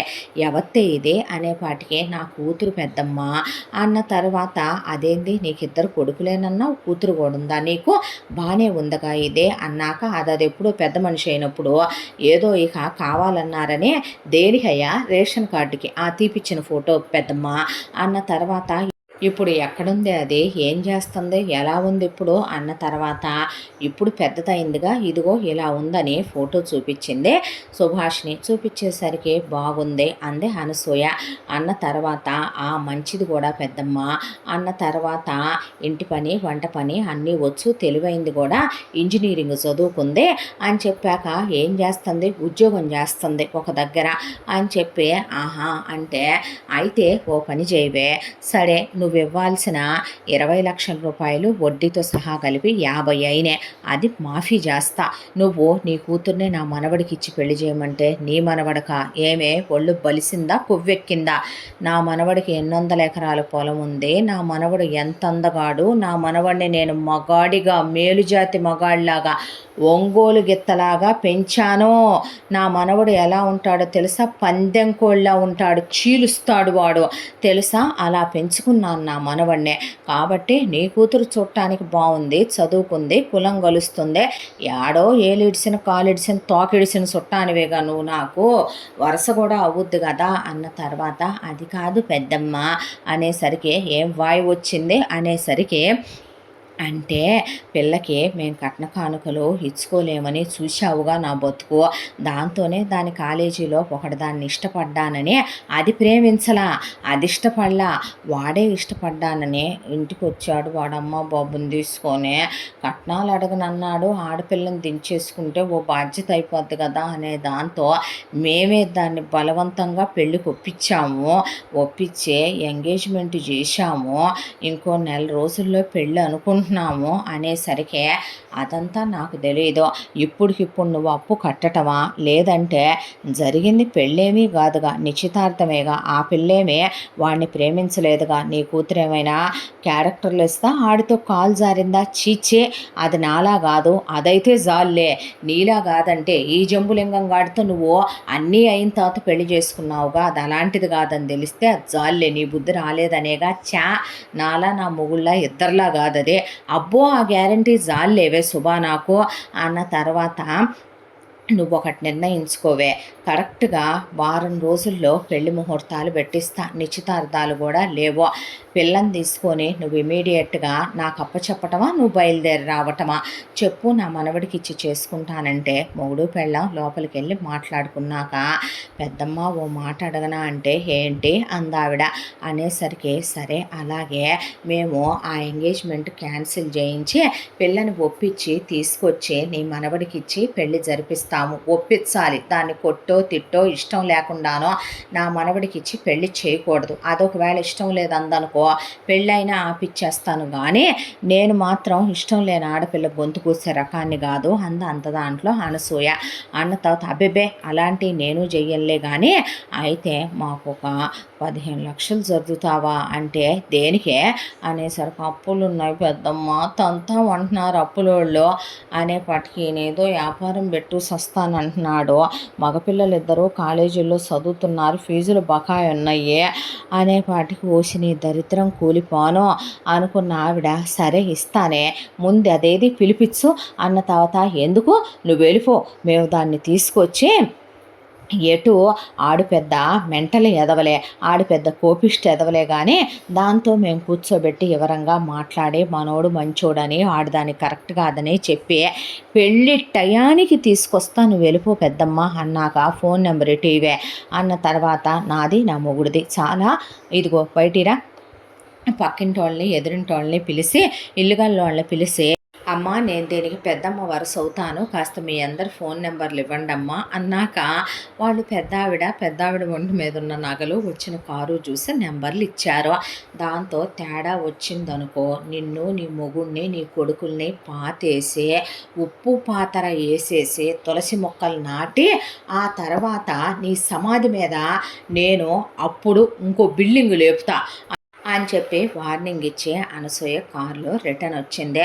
వచ్చిన తర్వాత ఇప్పుడు ఇక వాళ్ళు అమ్మాయిని తీసుకొని రావాలి కాబట్టి వాళ్ళు వాళ్ళ పనుల్లో పడిపోయి ఇంటికి వచ్చిన అనసూయ రవితో, నానా నీకు పెళ్లి సంబంధం కుదుర్చుకొచ్చాన్రా, పిల్ల పుత్తడి బొమ్మలాగా ఉంది, ఇదిగో చూడు ఎలా ఉందో, నీ పక్కన ఎంత చక్కగా ఉంటుందో అనేపాటికి సరోజని చూసి చాలా బాగుంది పిన్ని అన్నాక ఫస్ట్ టైం పుట్టి బుద్ధెరిగిన తర్వాత తన కోసం ఒక అమ్మాయి చూడగానే ఆ అమ్మాయి తనకి కంటికి చాలా నచ్చేసిందే, చూడటానికి చాలా చక్కగా ఉంది అనిపించిన తర్వాత ఇది నీ పెళ్ళామయ్యా, నీకు పెళ్లి చేస్తున్నాను, రేపొద్దున నేను చచ్చిపోయాననుకో మళ్ళీ నేను నీ కడుపును పుట్టొద్దు, కాబట్టి చక్కగా ఇది నువ్వు జోడీగా ఈ ఇంట్లోనే కాపురం చేసుకోండి, సరోజని ఉంది కదా అది ఎప్పుడూ ఉన్నట్టే ఉండి చక్కగా చూసి అన్నీ వండి పెట్టుద్దే, అర్థమైందా అనేపాటికి ఆ అమ్మాయి ఫోటో తీసుకొని వెళ్ళిపోయాడు. పొలం గట్ల మీద కూర్చొని పంపు చెట్ల దగ్గర కూర్చొని ఆ అమ్మాయి ఫోటో వైపు చూసుకుంటూ వయసుకు వచ్చాడు కదా, దాంతో ఏవో కోరికలు ఏవో ఆశలు ఇలా 4 రోజుల కాలం గడిచిపోతే ఏమే తీసుకొని వస్తున్నావా అనేపాటికి పెద్దమ్మ కరెక్ట్గా పెళ్ళి టయానికి నేను రాపోతే నన్ను నరికి చంపే నువ్వు అంది సుభాషిణి. ఈసారి నిజంగానే జరుగుద్దే, ఈరులు కత్తులు ఉన్నాయి, తీసుకొని వస్తా జాగ్రత్త అన్నాక అవసరం రాదు పెద్దమ్మ అంది సుభాషిణి. అన్న తర్వాత అంతా దాంట్లో సరోజిని రవి ఆ అమ్మాయి ఫోటో వైపు చూస్తూ ఉంటే అమ్మాయి పేరైనా చెప్పలేదే పిన్నే, ఆ భానుమతి, బాను అని పిలుస్తారంట అన్న తర్వాత భాను అనుకున్నాడు రవి. అనుకున్న తర్వాత కాస్త పిల్లాడికి పెళ్ళవబోతుందిగా పిన్ని, నేను చెబితే బాగోదు కదా, కాస్త పిల్లాడికి నేను చెప్పినా ఎటు తను వినడు కదా, కాబట్టే పెద్దదానివి నువ్వే దగ్గర కూర్చోబెట్టుకొని కాస్త పిల్లాడికి 4 మంచి మాటలు చెప్పరాదు అనేసరికి నిజమేగా పెద్దదాన్ని పెద్దరికి ఉందే చెప్పాలి నువ్వు అన్నావు అన్న తర్వాత అరే నానా అనే పాటికి చెప్పు నాయనమ్మ అనేసరికి రారా ఇటు కూర్చో అన్నాక నీకు పెళ్ళి కాబోతుంది, పెళ్ళైన తర్వాత పెళ్ళాం ఒంటి మీద రోజు చెయ్యేసే కాపురం చెయ్యాలనే పాటికి సరోజిని నేనేం చెప్పమన్నాను ముసలిదేం చెప్తుందనే వంటగదిలో ఉన్నదే అలా షాక్ అయిపోయి గుమ్మంలోకి వచ్చి నిలబడిపోతే పెళ్ళానికి రోజు మల్లెపూలు తేవాలి, మొదటి రాత్రి రోజు పెళ్ళాం చీ పో వద్దు అని మొగుడిని వెనక్కి తోసేసుద్దే, కానీ మొగుడు పెళ్ళాన్ని వదలకూడదు, ఆక్రమించేసుకోవాలి, నీ మగతనాన్ని చూపించాలి, నీ పెళ్ళాం అలిసిపోయేంత వరకు నువ్వు నీ పెళ్ళాంతో కాపురం చేయాలి, సంసారం చేయాలి, అసలు మీ తాతయ్య నన్ను వదిలేవాడు అనుకుంటున్నావా, 11 ఏళ్ళకి నేను పెద్ద మనిషి అయితే అప్పుడు మీ తాతయ్య వయసు అంతా 16, అసలు మీ తాతయ్య నన్ను వదిలేవాడు కాదు, పడగదిలోనే ఉండేవాడు, మీ తాతకి అమ్మ మా అత్తగారు అరే పిల్ల చిన్నదిరా తప్పు పద్దా అలా ఉండకూడదన్నా, నీకెందుకు అత్త నాకు ఇష్టమేననే అంటే సిగ్గుపడి ఆమె వంటింట్లోకి వెళ్ళిపోయేది తెలుసా సరోజిని, అసలు మీ తాతయ్యని మీదకు లాక్కొని వదిలేదాన్ని కాదు నేను, అలా ఉండాలి నువ్వు నీ పెళ్ళాంతో, పగలని తెలియకూడదు రాత్రి అని తెలియకూడదు, నీకు ఎప్పుడు కోరిక కలిగితే అప్పుడు దాన్ని సుఖపెట్టాలి, నువ్వు సుఖపడాలి, గంపెడు పిల్లల్ని కనాలి, ఏదో నేను గందామనుకున్నా దేవుడు ఇవ్వలా, మీ అమ్మ నాన్న కంటారనుకుంటే దేవుడు ఎత్తుకెళ్ళిపోయాడు, నువ్వన్నా కనాలరా ఇల్లంతా పిల్లల్నే, పెళ్ళానికి ఇదిగో నీ పెళ్ళాం కోసమనే ఈ బీరువాలు పట్టు చీరలు కొన్నా, ఈ బీరువాలు నగలున్నాయి, దానికి ఏం తక్కువ, మనకే బోల్డ్ అన్న ఆస్తిపాస్తులు ఉన్నాయి, శుభ్రంగా తింటది, సరోజు వండి పెట్టుద్దే, ఇంటిపైన పెత్తనం చేసుకుంటుంది, తాళాలు ఇచ్చాయి అన్నీ చూసుకుంటుంది, ఇక నీ వరకే అంటావా, నువ్వు దాన్ని పొద్దున్నుంచి రాత్రి దాకా వదలకుండా కాపురం చేయాలి, మిగతా టైంలో వెళ్ళి అలా పొలం పనులు చూసుకొని రాయ్యా, వినపడిందా నేను చెప్పింది అనేసరికి నేనేం చెప్పమన్నాను తనేం చెప్తుంది అనేసరికి, ఒరే నెలలో 3 రోజుల నుంచి 5 రోజులు మాత్రం ఆడవాళ్ళు ముట్టుకోకూడదు. ఆ టైంలో ఆడవాళ్ళు బయట అవుతారు. బయట అయ్యేటప్పుడు మాత్రం ముట్టుకొని ఇబ్బంది పెట్టకూడదు. మిగతా టైం అంతా నీ పెళ్ళం నీ ఇష్టం. రోజుకి ఎన్నిసార్లు కలుస్తావో ఎలా కలుస్తావో నీకు నచ్చినట్టు ఉండు అంతే అని చెప్పేపాటికి, పిన్ని ప్రేమ అనేది ఒకటి ఉంటుంది. ప్రేమించాలి, భార్యనే దగ్గరికి తీసుకోవాలి, లాలించాలి, పాలించాలి అని అవన్నీ చెప్పకుండా ఇవన్నీ ఏంటి, ఇప్పుడు నేను చెప్పింది ప్రేమ కాదేందే అనేసరికి 2 మృగాలు కలిసి మాట్లాడుకుంటున్నట్టు అనిపించేసింది సరోజినికి. దాంతో అలా మనిషి బిగుసుకుపోయి ఉంటే, ఏంది అంటే పిల్లాడికి అలా చెప్పబాకు పిన్నే, ఈ తరం పిల్ల కదా, నీలా పాత తరం పిల్ల కాదు కదా, నీకేం తెలిసే పిల్ల జల్లా లేని దానివి, నోరుమై మొండమోపిదానా అనేసరికి, ఇప్పుడు నేను ముత్తైదునని చెప్పలేదు పిన్నే, కానీ నువ్వు అలా చెప్పకూడదేమో కదూ అంటే, నోరు మూసుకో అనే ఆ అబ్బాయికి రోజు పొద్దున్న లేచిన దగ్గర నుంచి రాత్రి దాకా పడకటింటి సూత్రాలనే పుస్తకం ఓపెన్ చేసే, ముసలమ్మ అన్నేళ్ళు ముసలాయంతో కాపురం చేసిందంతా without book reading, without video seeing అన్నట్టు ఒక ఊహాలోకంలోకి తీసుకెళ్ళిపోయి మనవడికి ఒక మగాడు ఆడదాంతో కాపురం చేయటం ఎలా అని ఒక కావ్యం ఏదో రచించినట్టు, ఏదో ఒక పురాణం ఎక్స్ప్లెయిన్ చేసినట్టు చేసేసిందే. ఆ తర్వాత పెళ్లి రోజు రానే వచ్చిందే. ఆ అమ్మాయి కోసం నగలన్నీ మెరుగు తెప్పించి పెట్టి, ఆ అమ్మాయి కోసమనే ఓ చీరలు కొనేసిందే. పిన్ని ఆ అమ్మాయి డ్రెస్సులు వేసుకుంటుందేమో, చదువుకున్న పిల్లగా నోరు ముయ్యవే.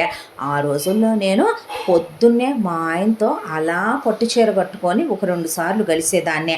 మళ్ళీ నీళ్లు పోసుకొని మధ్యాహ్నం ఆయన పొలం పోనిచ్చేదాన్ని కాదు, మళ్ళీ సాయంత్రం ఆయన వచ్చేపాటికి చీర కట్టుకొని పూలు పెట్టుకొని ఉండేదాన్ని. అందుకేగా దానికోసం అన్ని కొన్నాను అనేపాటికి, జాకెట్లు మరీ ఎక్కడ ఈడుతో గుట్టిస్తున్నావు దరిద్రంగా అనేపాటికి, కనీసం ఆ పిల్ల సైజ్ అన్నా తెలుసుకో అంటే, దేనికి ఇదిగో దీనంత ఉంటుంది అని ఎవరో రోడ్డు మీద వెళ్ళే అమ్మాయిని చూపించి దర్జీని అలా కుట్టమని చెప్పింది. దాంతో పిచ్చి పిచ్చిగా వాడేదో కుట్టుకొచ్చాడు ఆ బ్లౌజులో. అవన్నీ చూసి సరోజిని తీసుకెళ్ళి బీరువాలో సర్దవే అంటే సర్దింది. పెళ్లి రోజు రానే వస్తే సుభాషిణిని ఊళ్ళో వాళ్ళందరినీ పిలిచానే, నిర్ధనం చేసేస్తానంటే బయలుదేరిపోయాం పిన్ని అన్న తర్వాత పిల్లని తీసుకొని ఇక్కడికి వచ్చారు.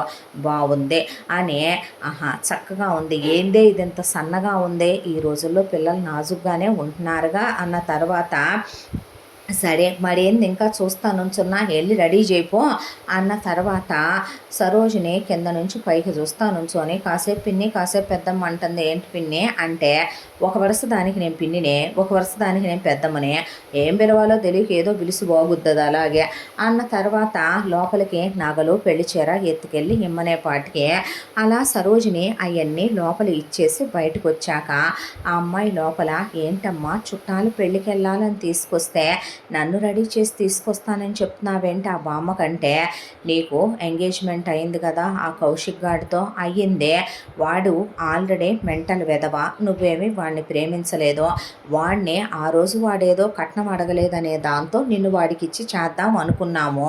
ఇప్పుడు తీరా చూస్తే మాకు అప్పు ఉంది, ముసల్దాన్ దగ్గర అప్పు చేసాం, అది 50 లక్షలు అయింది వడ్డీతో కలిపి, నేను మనవడికి ఇచ్చి చేస్తే ముసల్దా అప్పు మాఫీ చేసి మాకు ఎదురు 15 ఇస్తానందే. కౌశిక్ గాడైతే ఏమీ ఇవ్వడు కదా, నువ్వేమీ వాడిని ప్రేమించలేదు కదే, ఆడితో ఏమీ కాలు జారలేదు కదా, కాబట్టి ఆడిని మర్చిపో, ఆ ఉంగరం ఇట్టివ్వు అని లాక్కొని ఈడిని చేసుకో, ఈడు చూడటానికి చక్కగుంటాడు, దానికి తోడు చదువుగానే మొద్దు, ఈడు ఏమీ చదువుకోలేదు, ఈయన్ని నీ చెప్పు చేతల్లో పెట్టుకో, నువ్వు చెప్పినట్టు వినేలా చేసుకో, పడక సుఖంలో పెట్టే, ఇక వెనకాలన్న నీ తమ్ముళ్ళనే మమ్మల్ని నువ్వే చూడాలి, సంవత్సరం తర్వాత వస్తాము, ఈలోపు ముసల్ది గుటుక్కుమంటది, దానికి ఏదో మాయరోగం వచ్చిందంట, ఆ తర్వాత ఇక మేము ఎంత అడిగితే అంత ఇచ్చి మమ్మల్ని కూడా నువ్వే సెటిల్ చేయాలి అనేపాటికి, పిచ్చేమైనా ఎక్కిందా, తిక్కేమైనా పట్టిందా, ఆ రోజు నేను వాడిని ప్రేమించలేదు, వాడితో నాకు పెళ్ళి ఇష్టం లేదు, పెళ్ళొద్దంటే మీరే చేసుకోమని బలవంతం చేసి ఎంగేజ్మెంట్ చేశారు, ఆ తర్వాత మళ్ళీ ఇప్పుడు ఆ ఎంగేజ్మెంట్ క్యాన్సిల్ అంటే అన్నారు, నాకు ఆ ప్రాబ్లం కూడా ఏం లేదు, మళ్ళీ ఇక్కడికి తీసుకొచ్చి ఇప్పుడు ఇతన్ని పెళ్లి చేసుకోమంటున్నారు, అసలు అతనికి నాకు ముఖ ముఖపరిచయం ఉందా? కనీసం మాట్లాడుకున్నావా? నేను ఎలా ఉంటానో నా పేరేంటో అతనికి తెలుసా? అతని పేరేంటో ఎలా ఉంటాడో నాకు తెలుసా? వాడి పేరు రవి. పేరు తెలిస్తే ఏంటమ్మా, అతను ఏం చదువుకున్నాడో? ఏమీ చదువుకోలే, నిషానిగాడు వాడు. అయితే నేను అతనితో మాట్లాడొద్దా? అతను నేను కలిసి ట్రావెల్ చేయొద్దా? ఒకళ్ళ అభిప్రాయాలు ఇష్టాలు ఇంకోళ్ళు తెలుసుకోవద్దా? నీ దినం నేను చెయ్యొద్దా? నేను ముక్కలు ముక్కలుగా నరికి నేను పోగులు పెట్టొద్దా అన్నాడు వాళ్ళ నాన్న అనేపాటికి నోరు మూస్తావా ముయ్యవా? మూసుకొని చీర కట్టుకు నగలేసుకో రెడీ అవ్వు. బోల్డ్ అంత ఆస్తుందంటే ఏందే, ఒళ్ళు బలిసిందా ఏందే? తర్వాత మీ తమ్ముళ్ళని మమ్మల్ని నువ్వే చూడాలని చెబుతుంటే పొగరబట్టి కొట్టుకుంటున్నావు. ఇప్పటికిప్పుడు ఆ ముసలిదాన్ని మేము 50 లక్షలు ఎక్కడి నుంచి తెచ్చి కడతాం? ఇప్పుడు మాకు ఎవడు 15 లక్షలు ఎదురిస్తాడో? ఎగస్ట్రాల్ జైబాక్ అనేపాటికి నేను చేసుకోను అనేపాటికి ఆ అమ్మాయిని దవడలు వాయించేసి ఆ అమ్మాయిని పట్టా 2 తీస్తూ ఉండేపాటికి ఆ అమ్మాయి ఏడుస్తూ ఉండేసరికి ఏడుపు వినపడి లోపలికి అనసూయొచ్చి, ఏందే ఏడుస్తుందదే అంటే, ఏమీ లేదు, గట్టిగా చిక్కు తీశానంట, నొప్పి పుడుతుందని ఏడుస్తుందంటే, చిన్నపిల్ల మురటాదాన మోటుదాన గట్టిగా చిక్కు తీయటమేంటే, సరోజినే నువ్విట్రా పిల్లకి తలదువ్వి జడేసి పూలు పెట్టవే అనేపాటికి, నేనా పిన్నే, నేను విధవరాల్ని కదా అనేసరికి, విధవేంటే మంగళకరమైన ఆలోచనలు ఉన్న ప్రతిదీ ముత్తైదే. ఇది ఉంది, ఇప్పుడు దీని మనసు నిండా ఉండేదేంటో తెలుసా? తాస్పాములు పుట్టిదే. ఎలాంటి వాటిది ఏముందలే కానీ నువ్వు వెళ్ళి అయిపో అనేసరికి, సరోజని వెళ్ళి రామ్మా అని ఆ అమ్మాయికి తలదువ్వి చక్కగా జడేసి కుప్పిలేసి తల నిండా పూలు పెట్టి చీరగట్టి నగలేసి, కళ్యాణం బొట్టు నువ్వే పెట్టు పిన్ని అంటే, అనసూయ నీ చేత్తోనే పెట్టమని సరోజిని చేత్తోనే పెట్టించింది. ఆ తర్వాత ఆ అమ్మాయికి కొబ్బరికాయ ఇచ్చి పెళ్లి మండపంలోకి తీసుకొస్తే, భాను మనసులో ఎన్నో అనుమానాలు. చూస్తే రవి చూడటానికి చాలా అందంగా ఉన్నాడు. హైటు, వెయిటు, పర్సనాలిటీ, బియర్డ్ ఉన్నా కూడా కొట్టొచ్చినట్టు కనపడే అందం, కండలు తిరిగిపోయిన 12 ప్యాక్ బాడీ లాంటి బాడీ, దానికి తోడు పెళ్లి బట్టల్లో మెరిసిపోతున్నాడు. తెరసాలు తీయగానే అలా చూసేసరికి ఆ అమ్మాయి వైపు చూసే అసలు చాలా నవ్వుతూ పెట్టాడు మొహం. అంతామంది ఊళ్ళో వాళ్ళకి బామ్మ దర్జాగా భోజనాలు పెట్టించి వీడియోలు తీయించి ఫోటోలు తీయించి వీళ్ళిద్దరికీ గ్రాండ్గా పెళ్లి జరిపించింది.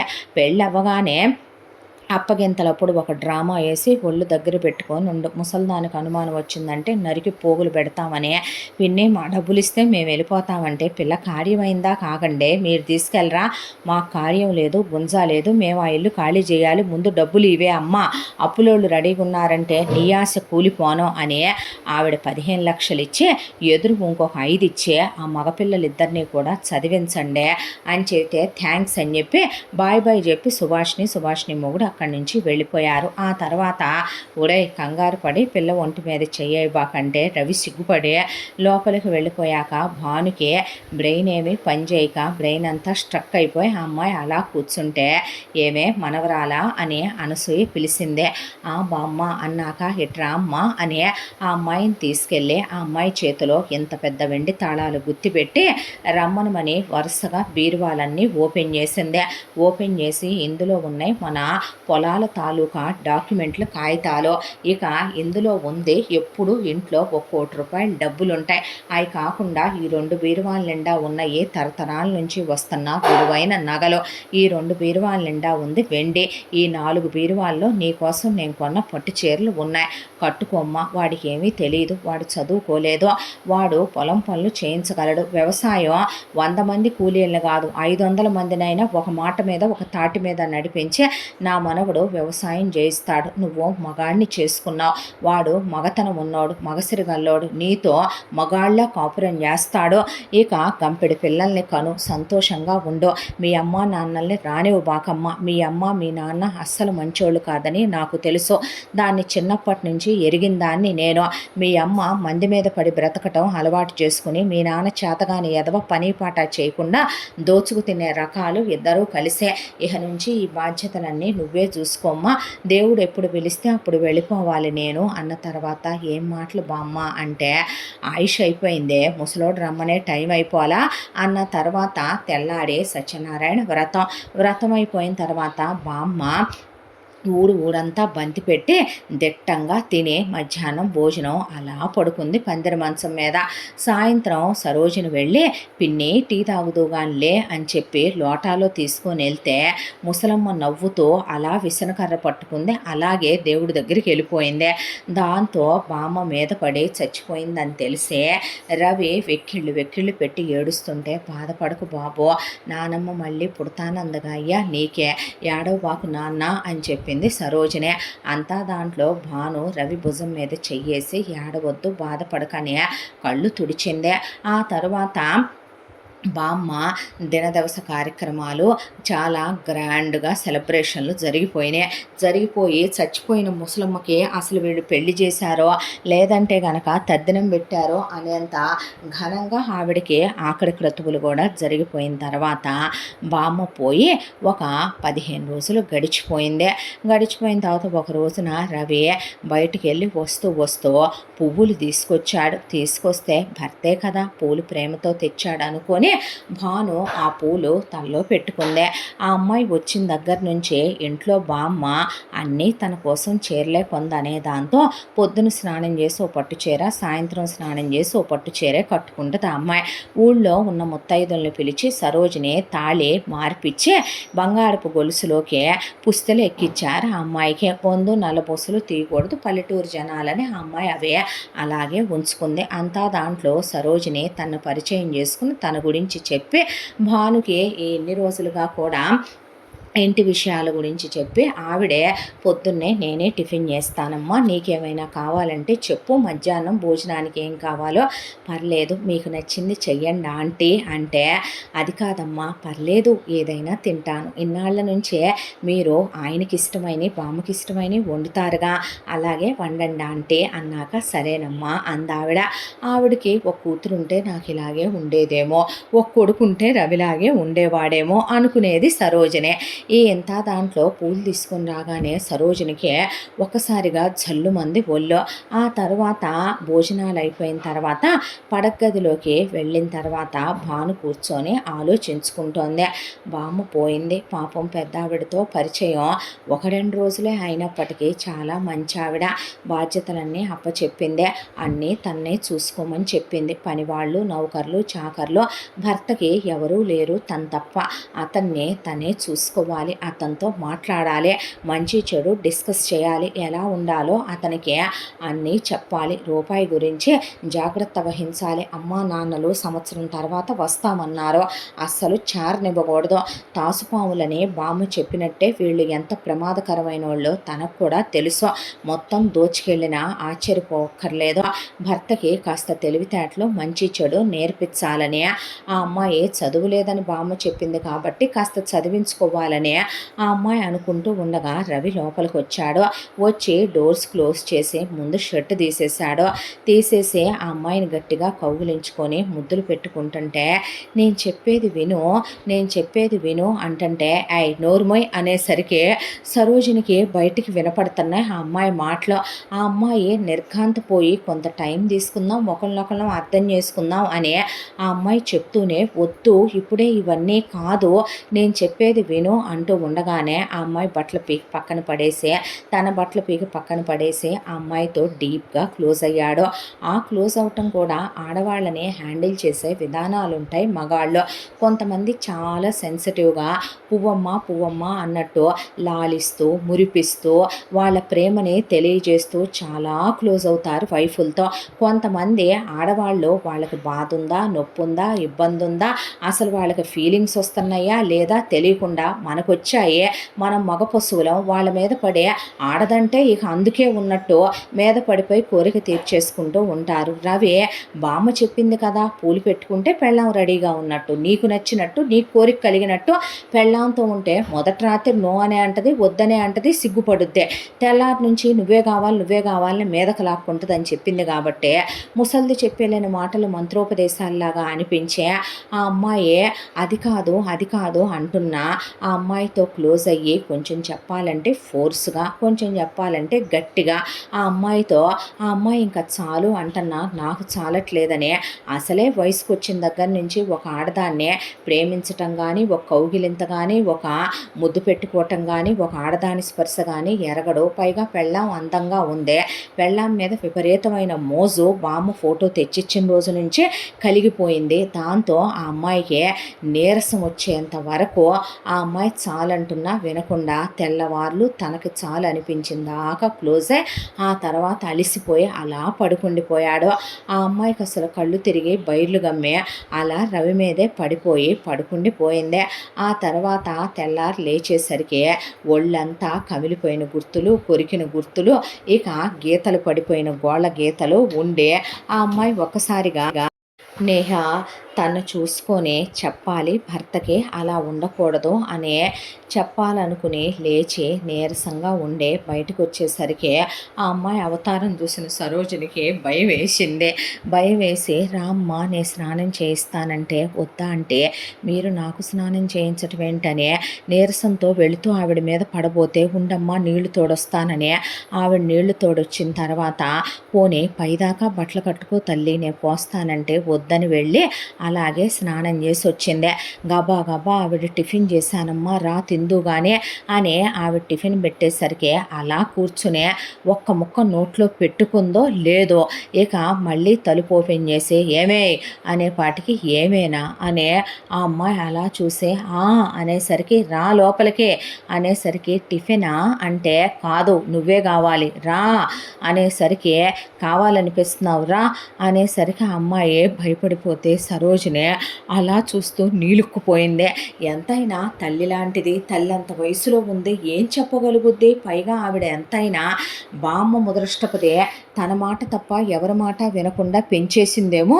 పడగ్గది విశేషాలు ముసల్ది చెప్పినంత ఫ్రీగా నేనేం చెప్పి సావగలను మొగుడు చచ్చిందాన్ననే ఆవిడ పాపం మెదలకుండా నుంచోనే అలా చూస్తూ ఉండేసరికి ఆ అమ్మాయి లోపలికి వెళ్ళి అది కాదు నీరసంగా ఉందే ఓపిక లేదు అనేసరికి నాకు కావాలనిపిస్తున్నావు ఏందే నీ వాగుడు అని ఆ అమ్మాయిని ఎత్తి భుజం మీద వేసుకునే పనోళ్ళందరూ చూస్తుంటే సరోజిని ఒక్క చూపు చూస్తే పనోళ్ళు వెళ్ళిపోయారు.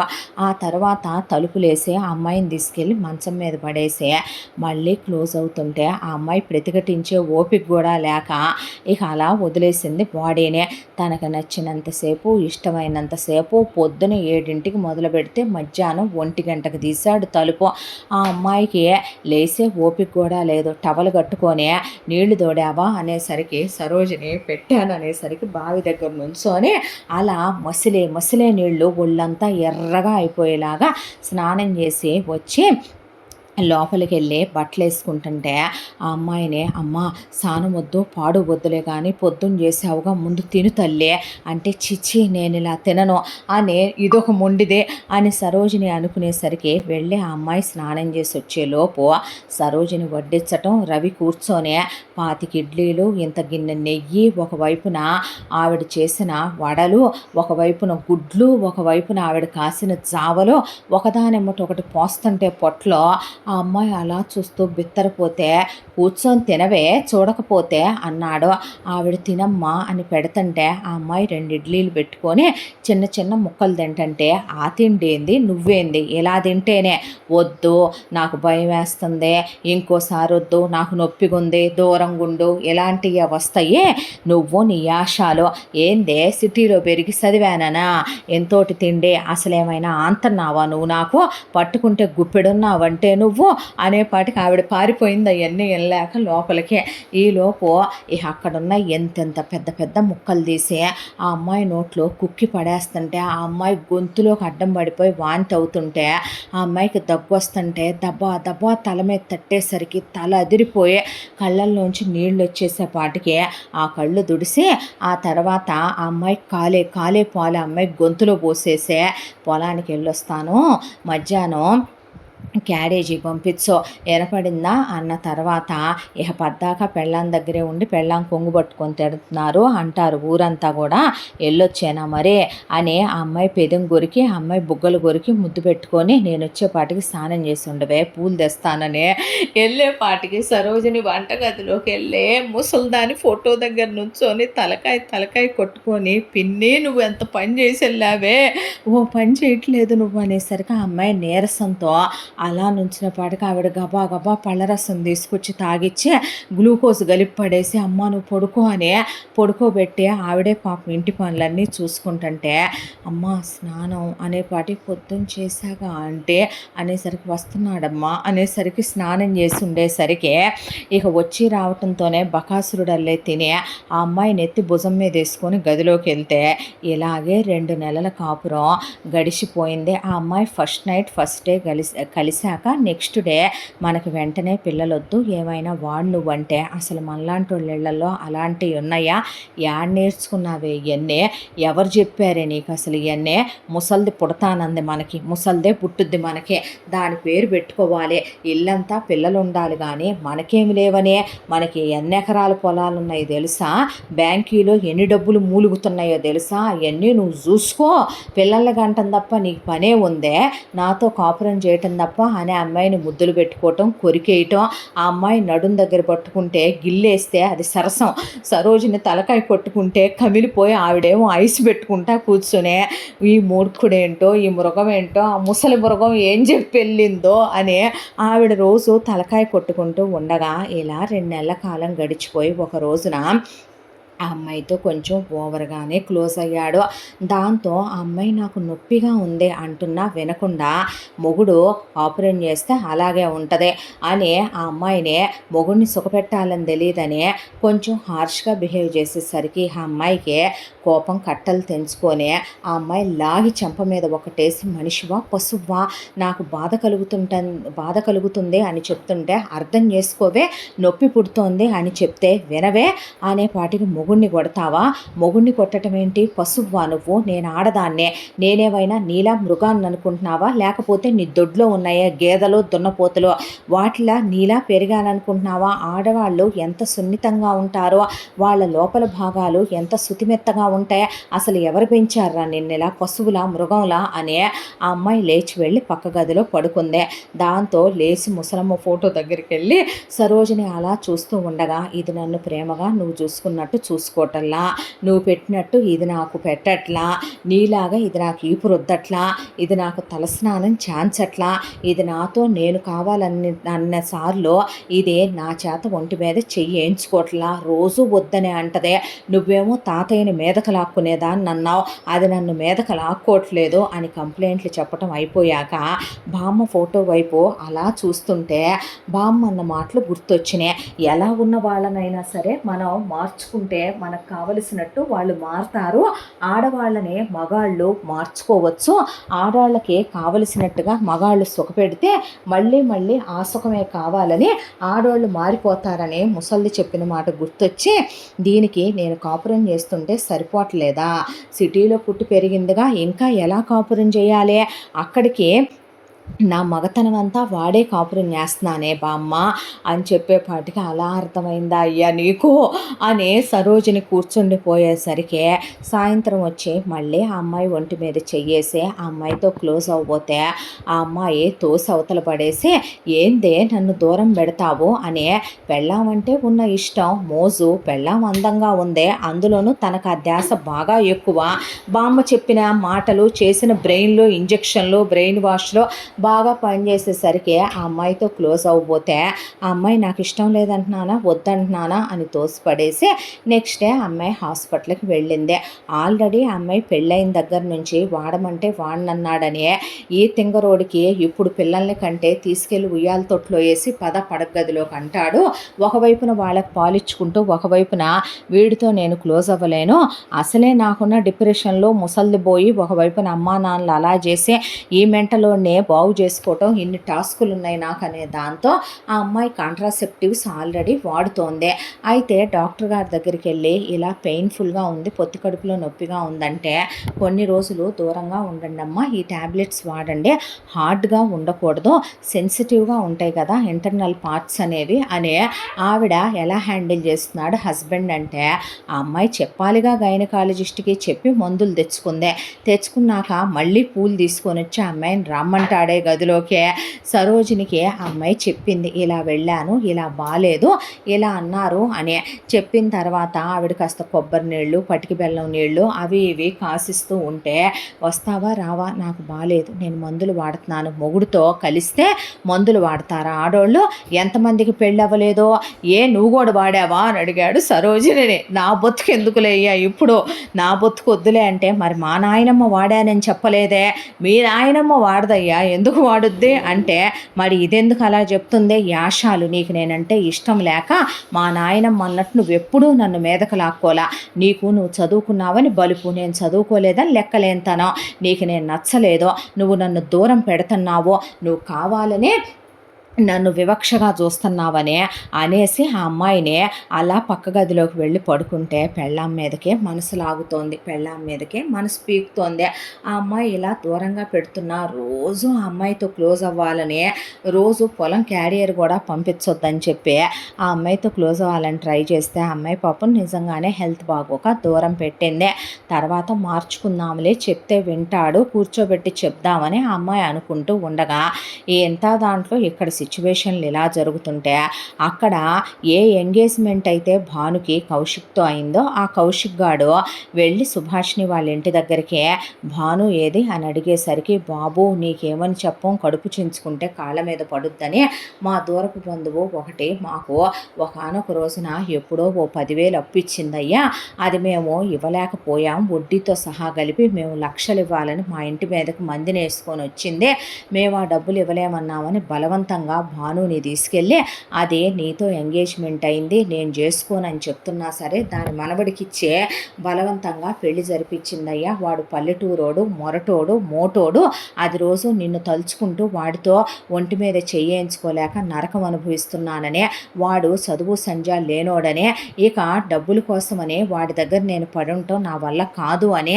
ఆ ముసల్ది సచ్చిందని, నువ్వు వస్తావని నీ కోసం 1000 కళ్ళతో ఎదురు చూస్తున్నాననే బావురుమని ఏడుస్తా రోజు మాకు ఫోన్లు చేయటమేనయ్యా, ఇదిగో ఈ ఉంగరం కూడా పెట్టుకుంటే ఊరుకోనని లాగేసి మా మొహాన్ని ఇసిరేశాడయ్యా అనే ఎంగేజ్మెంట్ రింగు చూపించేపాటికి కౌశిక్ అక్కడి నుంచే వాడే విషయం ఏంటో వాడేంటో తేల్చుకుంటానంటే తేల్చుకోయ్యా, పిల్లని రోజు కొడుతున్నాడంట, రోజు తిడుతున్నాడంట అనేపాటికి అది నిన్నే ప్రేమిస్తుంది, నిన్ను గుండెల్లో అలా నిలుపుకొని బతుకుతుంది అని చెప్పేపాటికి కౌశిక్ అసలే మెంటలోడు కాబట్టి, అసలే కోపదారి కాబట్టి ఇక అక్కడి నుంచి బయలుదేరే వెళ్ళి రవిని అడిగేద్దాం అని చెప్పి భాను వాళ్ళ ఊరికి బయలుదేరాడు.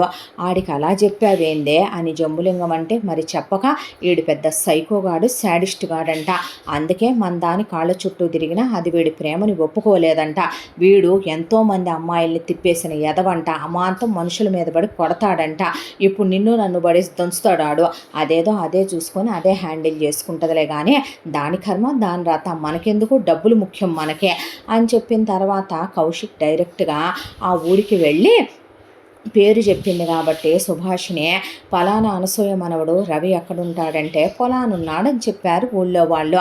వ్యవసాయం చేస్తున్న రవి దగ్గరకు వచ్చే, అసలు నువ్వు మనిషివేనంట్రా, మనిషివా పశువా, నువ్వు మృగానివి, అసలు తను నేను ప్రేమించుకున్నాము 4 సంవత్సరాల పాటు, తనకి నాకు ఎంగేజ్మెంట్ అయిపోయింది, పెళ్లి కూడా ఫిక్స్ అయిపోయింది, నాకు కాబోయే పెళ్ళాన్ని నువ్వు పెళ్లి చేసుకుంటావా, యూ వల్గర్ ఫెలో, అసలు పక్కనోడి పెళ్ళాలను కోరుకునేవాడిని రావణాసురుడు అంటారు, నువ్వు ఎలాంటోడివో తెలుసా, తన్నే ఇష్టం లేకుండా రోజు బలవంత పెడుతున్నావంటగా, తన ఒంటి మీద చెయ్యేసి తను లొంగ తీసుకుంటున్నావంటగా, తన్ని టార్చర్ పెడుతున్నావంటగా, అసలు నువ్వు ఏ హక్కుతో తన్ని పెళ్లి చేసుకున్నావో, అవునులే నీకు డబ్బులున్నాయని పాపం తను భరించి సహించి పడుంటుంది, లేదంటే నన్ను తలుచుకుంటా నీతో కాపురం చేస్తుందేమో కానీ నీలాంటి పల్లెటూరి వెధవతో, చదువురాని వెధవతో, అమ్మా నాన్న లేని అనాథ వెధవతో ఎవరు కాపురం చేయగలుగుతారా అనే పాటికే కోపం కట్టలు తెంచుకున్న అనుకున్న రవి 4 పీకులు పీకాడు కౌశిక్నే.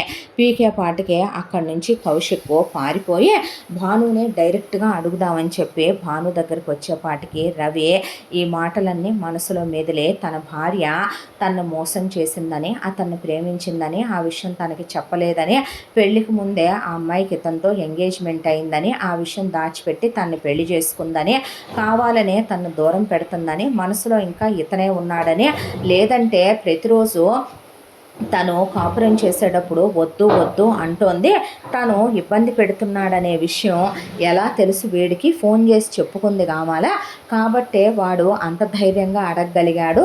వాడు చదువుకున్నాడు కాబట్టి, వాడికి ఉద్యోగం ఉంది కాబట్టి, వాడు తెలివైన వాడు, వాడు అందంగా ఉన్నాడు, వాడు స్మార్ట్గా ఉన్నాడు, వాడికి ఇంగ్లీషు కంప్యూటర్లు అన్నీ వచ్చు, తను వ్యవసాయం చేసుకునేవాడు అనే దాంతో డబ్బు కోసం తన్నే చేసుకుందనే, ఇక మనసంతా వీడే నిండున్నాడనే, అందుకే వాడితో కులకటానికి తనతో పిల్లల్ని కన్నందనే, ఇలా ఒకదానికి 100 ఊహించేసుకున్నాడు రవి.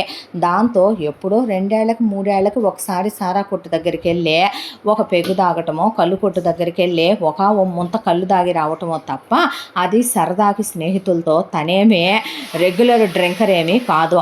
దాంతో ఒకవైపున భార్య ఇలా చేసిందనే దాంతో వెళ్ళి తాగేశాడు.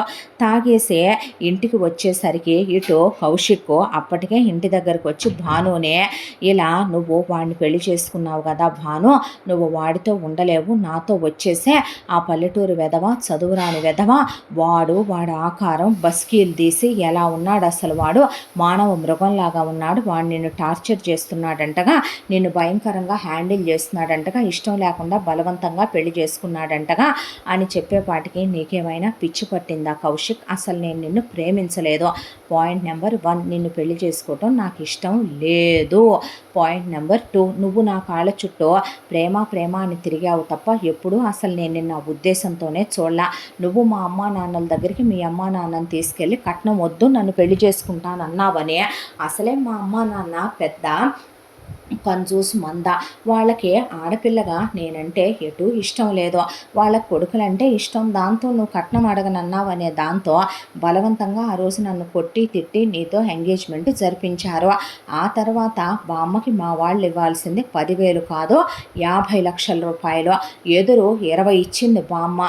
నన్ను ఇచ్చి మా అమ్మ నాన్న కొట్టి తిట్టి పెళ్లి చేశారు. నా భర్త చదువుకోలేదన్న మాటే కానీ ఆయన మగసిరి గల్ల మగాడు, ఆయనకి అందం ఉంది, ఆయనకి మంచి గుణం ఉంది, ఆయనకు ఆస్తిపాస్తులు అన్నీ ఉన్నాయి, మా కులమే, ఇంటి పేరుందే, నన్ను చాలా ప్రేమగా చూసుకుంటున్నాడు, ఆయనేమి నన్ను ఇబ్బంది పెట్టట్లేదే, మేమిద్దరం హ్యాపీగానే కాపురం చేసుకుంటున్నాం, మేమిద్దరం హ్యాపీగానే కలిసి మెలిసి ఉంటున్నాం.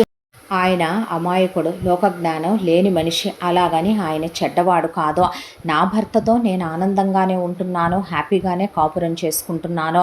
నువ్వు తప్పుడు ఉద్దేశాలతో రావటం తప్పు, నువ్వు తప్పుడు మాటలు మాట్లాడటం తప్పు. ఇప్పుడు నాకు పెళ్ళయింది, నీకు నాకు ఏ సంబంధం లేదు, మర్యాదగా ఇక్కడి నుంచి వెళ్ళంటే అది కాదు అనే కౌశిక్ భాను చేయి పట్టుకొని చెంప మీద చెయ్యేసి, నేను చెప్పేది విను, వాడిని వదిలేసిరా, నేను నిన్ను హ్యాపీగా చూసుకుంటాను, వాడికి విడాకులు ఇచ్చేద్దు కానీ ఎలిమని కూడా వస్తుంది, వాడి ఆస్తిలో సగం నీకంటే నీకేమైనా పిచ్చి పట్టిందా, వెర్రెక్కిందా, ఏం వాగుతున్నావో అర్థమైందా, పక్కన వాళ్ళ పెళ్ళాలని రమ్మనమంటావు, ఎంత తప్పో తెలుస్తుందా, ముందు మర్యాదగా నువ్వు ఇక్కడి నుంచి వెళ్ళంటే కౌశిక్ వినిపించుకోకుండా, అది కాదు నేను చెప్పేదిను, ఆ చదువురాని వాడితో, ఆ మొరటి వాడితో నువ్వు, వాడు మృగం లాంటి వాడు, వాడితో నువ్వు కాపురం చేయలేవు, నాతో వచ్చే విడాకులు ఇచ్చేయని ఆ అమ్మాయి చేయి పట్టుకునేసరికి అసలే తాగున్నాడు, పైగా తనకి తను 100 రకాలైన ఊహలతో ఉన్నాడు రవి.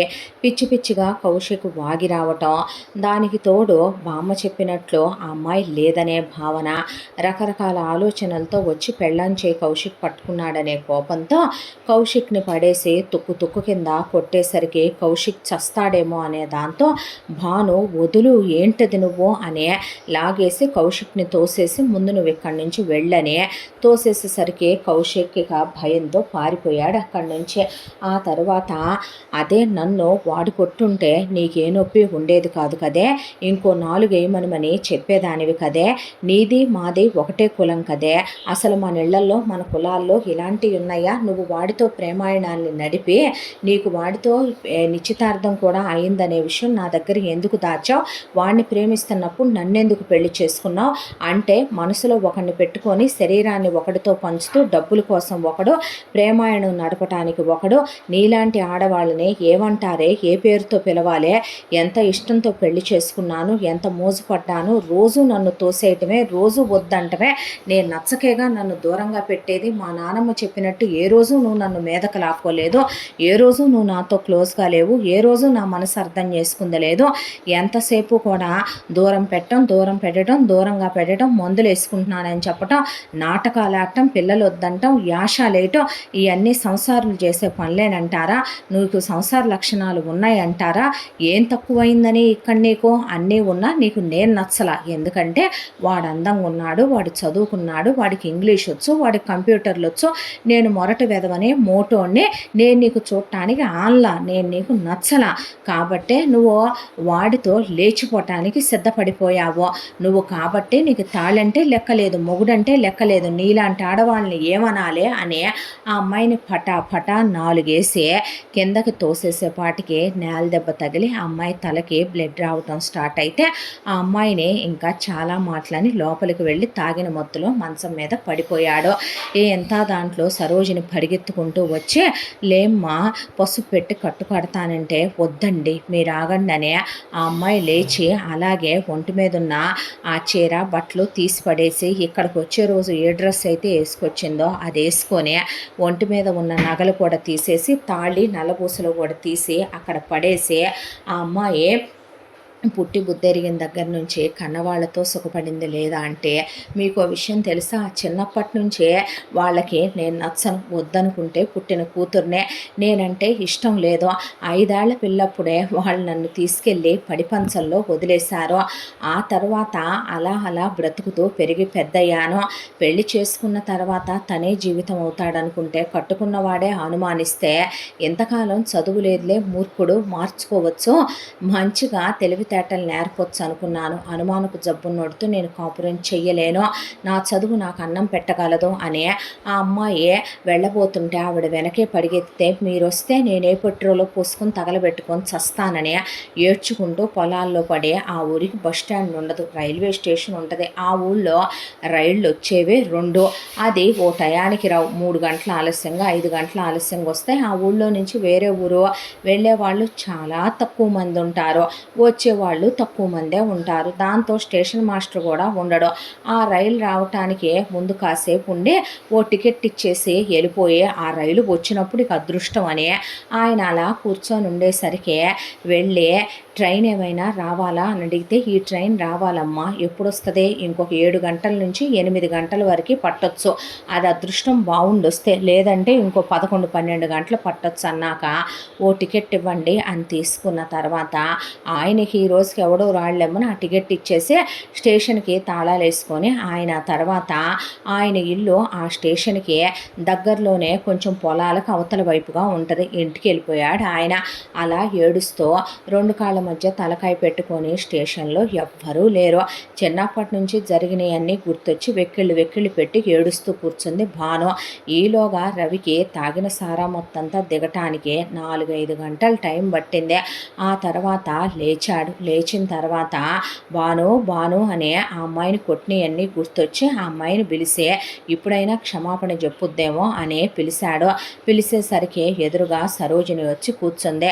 కూర్చున్న తర్వాత, అదేది దాన్ని పిలిస్తే నువ్వు వచ్చావేంది అనేపాటికే, నువ్వు నా కొడుకువి కాదయ్యా, నీకు నా మీద ఏ హక్కు లేదు, లేకపోతే నీ చెంప పగలగొట్టి ఉండేదాన్ని అనేపాటికి ఉలిక్కిపడి, ఏంటి అలా అరుస్తున్నావు నా మీద, మరి ఏం చేయమంటావు, నేను మీ కులపదాన్నే, నేను నీకు తల్లి లాంటి దాన్నే, నేను కనున్న నీ అంత కొడుకుండేవాడు, అసలు మనిషిలా ప్రవర్తిస్తున్నావా నువ్వు, మీ నానమ్మ 11 ఏళ్లకే మీ తాతయ్యని మీదకు లాక్కుంది, కాపురం చేసిందంటే మీ నానమ్మ తిన్నట్టు బొచ్చెల అమ్మాయి తింటుందా, మీ నానమ్మ 11 ఏళ్లకే 25 ఏళ్ల ఆడపిల్లంత అజంగా అవయవాలన్నీ ఎదిగి ఎంతటి మగాడినైనా తట్టుకునేలా ఉండేవాళ్ళు ఒకప్పుడు ఆడవాళ్ళు, కాబట్టే 16 మందిని 20 మందిని 25 మందిని కన్నారు ఒక్కొక్కళ్ళు.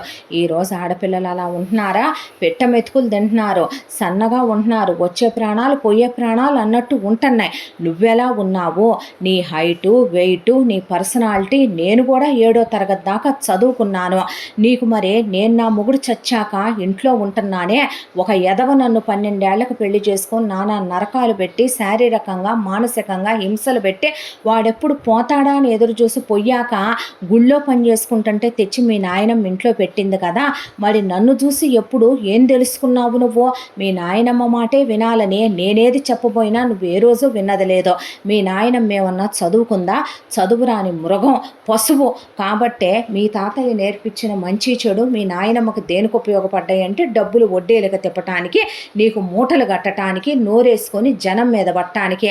మీ నాన్న ఏదో చదువుకున్నాడని, మీ నాన్న మీ అమ్మ చదువుకున్న దాన్ని చేసుకున్నాడని ఇద్దరు వ్యాపారం పెట్టి పోయారని మీ నాన్నమ్మకు అర్థమైంది ఏంటంటే నిన్ను చదువు లేకుండా పెంచాలని, నిన్ను చదువు లేకుండా చేసేసిందే, మూర్ఖుల్లా తయారు చేసింది. మీ అమ్మ నాన్న ఎంత అన్యోన్యంగా ఉండేవాళ్ళో తెలుసా?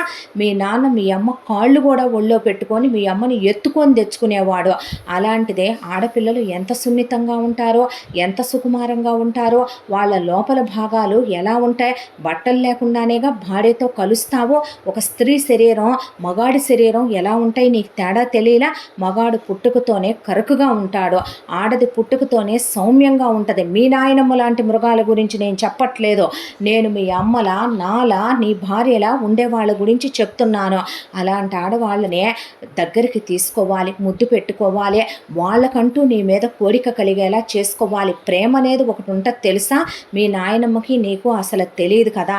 అంతా దాంట్లో మీ తాతయ్య మీ నాయనమ్మకే కొన్నేళ్లు పిల్లలు పుట్టకపోయినా మరి ఆయన ఏం అనలేదో.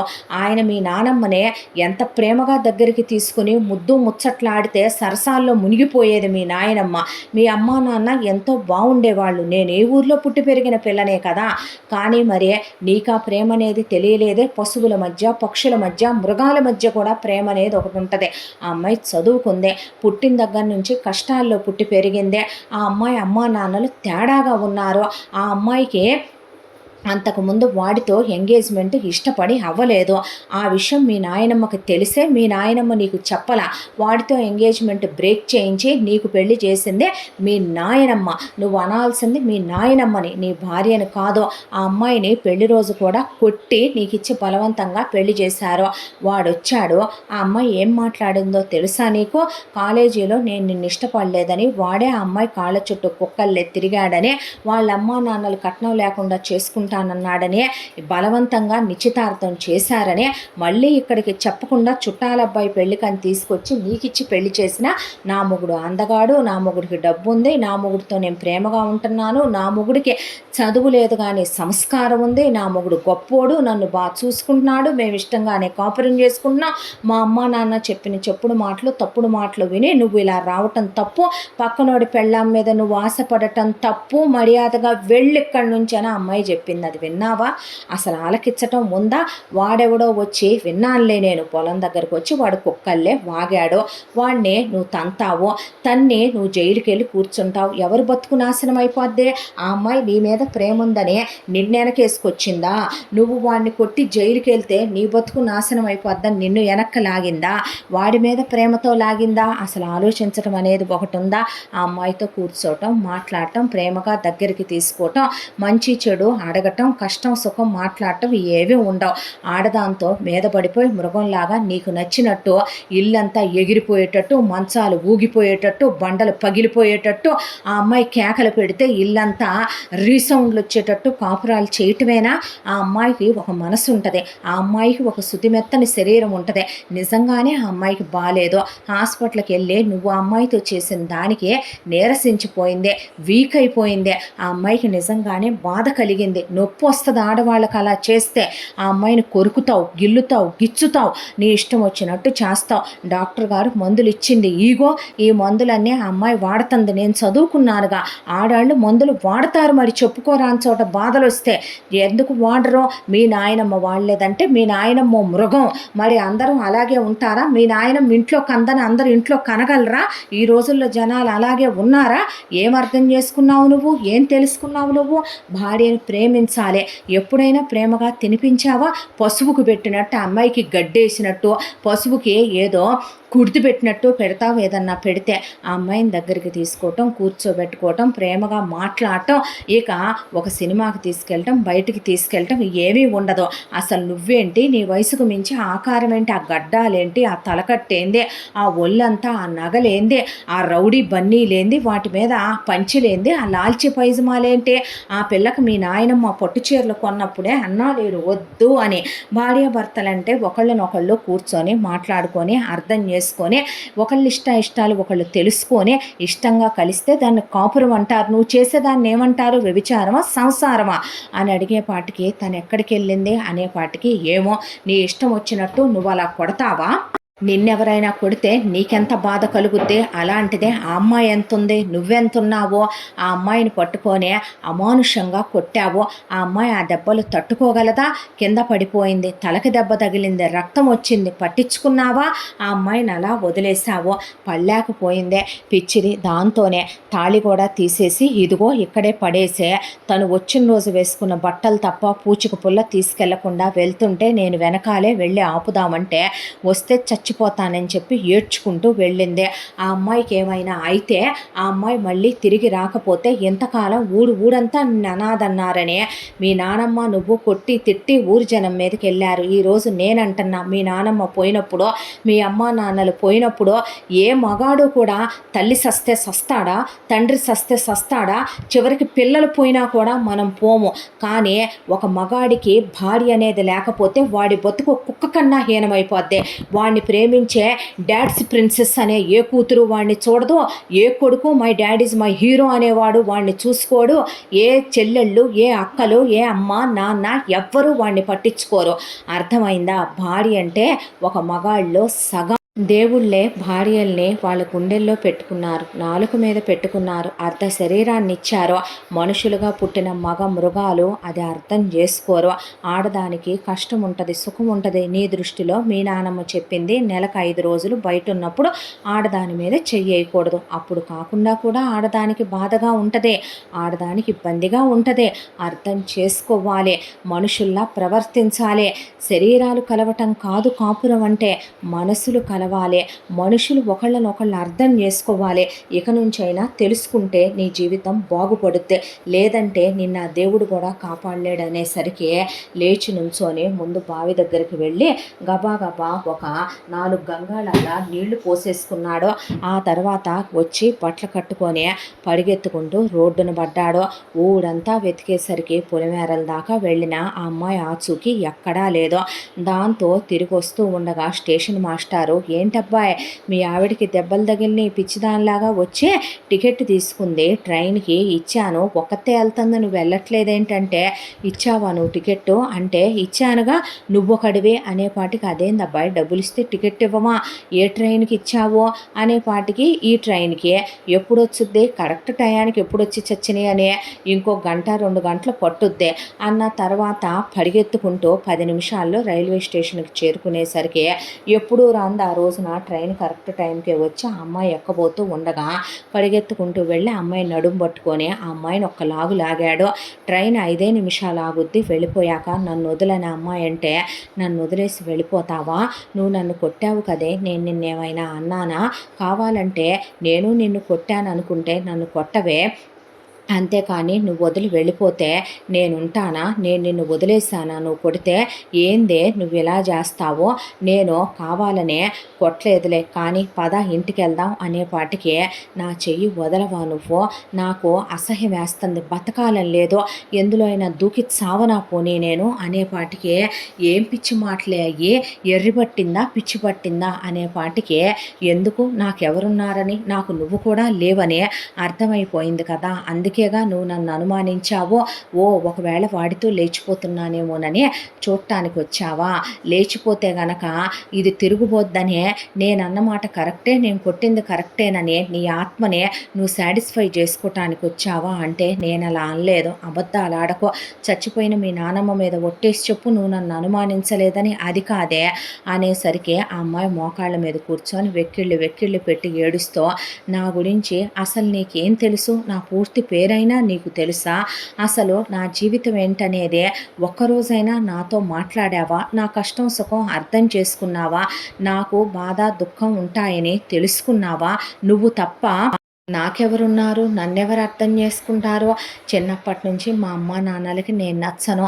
ఎంత హీనంగా కొట్టి వాతలు పెట్టి నరకాలు పెట్టి ఎవరి పడి పంచను పాచి పనులకి నన్ను అప్పచెప్పి పిల్లల్ని పట్టుకోవటానికి బొచ్చెలు కడగటానికి పాచి పనులకి పెడితే వాళ్ళు నన్ను చదువు సంధ్య లేకుండా పనులు చేయించుకుంటుంటే నాకు 10 ఏళ్ల వయసు వచ్చేంత వరకు ఎవరూ పట్టించుకోలే. ఒక బామ్మ తాతయ్య పిల్లలు అమెరికా వెళ్ళారని వాళ్ళ దగ్గర పనికి పెట్టి ఆ డబ్బులు ఎత్తుకెళ్ళేవాళ్ళు వచ్చి ప్రతి నెల ఆ బామ్మ తాతయ్య నా మీద జాలిపడి వాళ్ళు చదివించడం మొదలు పెడితే అలా చదువుకుంటూ వచ్చాను.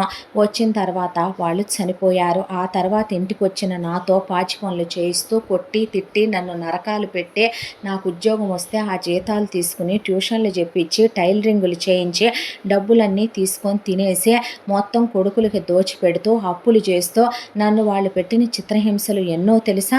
కౌశిక్ నా చుట్టూ తిరిగాడు కాలేజీలో ఉండగా. నా బతుక్కి ఒక సుఖం లేనప్పుడు వీడితో ప్రేమ ఒకటి. వాడు పెద్ద సైకో శాడిస్టు తిరుగుబోతు వెధవని నాకు తెలిసే చేసుకోనన్నాను. వాళ్ళ అమ్మ నాన్న కుటుంబం మంచోళ్ళు కాదు. పుట్టిన దగ్గర నుంచి ఏ సుఖం అనుభవించని నాకు భర్తతో సంతోషంగా గడపాలని చాలా ఎక్స్పెక్టేషన్స్ ఉన్నాయి. ప్రతి ఆడపిల్లకి కొన్ని కలలు ఉంటాయి వైవాహిక జీవితం మీద. ఆ విధవ నాకు కరెక్ట్ కాదన్నా వాడు కట్నం అడగలేదనే దాంతో నన్ను కొట్టి తిట్టి బలవంతంగా ఎంగేజ్మెంట్ చేయించారు. ఆ తర్వాత మీ నానమ్మ దగ్గర డబ్బులు తీసుకున్నామనే దాంతో ఇక్కడికి నీతో పెళ్ళని చెప్పి నన్ను తీసుకురాల చుట్టాల పెళ్ళని తీసుకొచ్చే నన్ను కొట్టి తిట్టి నీకిచ్చి పెళ్లి చేశారు. బామ్మ మంచిదేనని నాకు అర్థమైందే. ఆ తర్వాత వాళ్ళు మళ్ళీ వచ్చి ఇక్కడ పడి దోచుకు తినటానికే రెడీగా ఉన్నారని తెలిసిందే. నీతో ఇవన్నీ మాట్లాడాలనుకున్నాను. వస్తావు, పూలు తెస్తావు, మీద పడతావు, అర్థం చేసుకోవు. నీ ఇష్టం వచ్చినట్టు కొరుకుతావు, గిల్లుతావు, గిచ్చుతావు. నాకు నొప్పన్నా బాధన్నా అర్థం చేసుకోవు. నేనే తిరుగుబోద్దాన్నైతే నేనే వాడితో కాలు జారితే మరి నాతో మొదటి రాత్రి రోజు కలిశావుగా, మరి నేను వర్జిన్నో కాదో నీకు తెలియలేదా? నువ్వు వర్జిన్వేనని నాకు తెలిసిందిగా. నేను అలా అనలేదే. నువ్వన్నావు. నేను ఇంకా నీతో ఏమని కాపురం చేయను?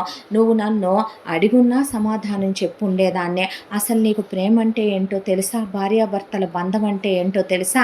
శరీరాలు కలవటం అనుకుంటున్నావా? ఒక వేశ్యతో విటుడు కాపురం చేసిన దానికన్నా హీనంగా భార్యతో ప్రవర్తిస్తావు నువ్వు. ఏ రోజైనా నా కష్టం సుఖం అర్థం చేసుకున్నావా? తిన్నానా తినలేదా అని పట్టించుకున్నావా? పిల్లల్ని నేను వద్దందే ముందు నీకేం మైండ్ మెచ్యూరిటీ లేదో. నీకు తెలివితేటలు నేర్పుకుందాం, నిన్ను మార్చుకుందాం, నానమ్మ చెప్పిన మాటలు వినే ఆ పాతకాలం రోజుల్లోలా జీవితం ఉందనుకుంటున్నావు. అలా కాదు. నీకన్నీ చెప్పుకోవాలి. నిన్ను మార్చుకున్నాకే పిల్లల్ని మన సంతోషాల్లో కనాలి అనుకున్నానే తప్ప పిల్లల్ని నీకు కనుక ఎవరికి కంటాను నేను అని ఆ అమ్మాయి కూర్చొని ఏడుస్తుంటే నువ్వు అలా ఏడవకే, నాకేదో టెన్షన్గా ఉంది, దిగులుగా ఉంది అని కాసేపటికి తను మోకాళ్ళ మీద కూర్చొని ఆ అమ్మాయిని కౌగిలిచ్చేసుకుంటే ఆ అమ్మాయి గట్టిగా వాటేసుకొని ఏడ్చేస్తే తను ఏడ్చే, నాకెవరున్నారే? తాతయ్య చచ్చిపోయాడు, అమ్మమ్మ తాతయ్య పోయారు, అమ్మ నాన్న వద్దంటే వినకుండా వెళ్ళి వాళ్ళు అగ్నికి ఆహుతైపోయారు, ముసల్దానికి నన్ను పెంచడం రాలేదు, అదే చదువు సంధ్య లేంది కదా, నేను చదువుకుంటానే అన్నానే, బడికి వెళ్తానే అన్నాను, ఇలాగే పెరగాలి ఇలాగే ఉండాలని అదే నన్ను ఇలా తయారు చేసిందే. నువ్వు అలా ఏడవ మాకే, నన్ను క్షమించే, ఇంకెప్పుడు నిన్నేమి అన్నే, నువ్వు కూడా వదిలేసి వెళ్ళిపోతే నేను అనాథనైపోతానే, నాకెవరూ లేరే, నీకు నచ్చినట్టే నేనుంటానే, నువ్వు చెప్పినట్టే నేను వింటానే, నా తప్పు అయిపోయిందే. వాడు ఎలా మాట్లాడాడో తెలుసా? వచ్చి అలా మాట్లాడేసరికి బాధేసిందే. నువ్వు కూడా వదిలేసి వెళ్ళిపోతే నాకెవరు ఉంటారని నీ ఫోటో చూసిన దగ్గర నుంచి నువ్వంటే నాకు చచ్చేంత ఇష్టం, నువ్వంటే నాకు ఎంత మోజో తెలుసా? ఎన్నిసార్లు కలిసినా నాకు ఆ యావ ఎక్కువే, నీతో ఇంకా ఇంకా కలవాలనిపించుద్దే.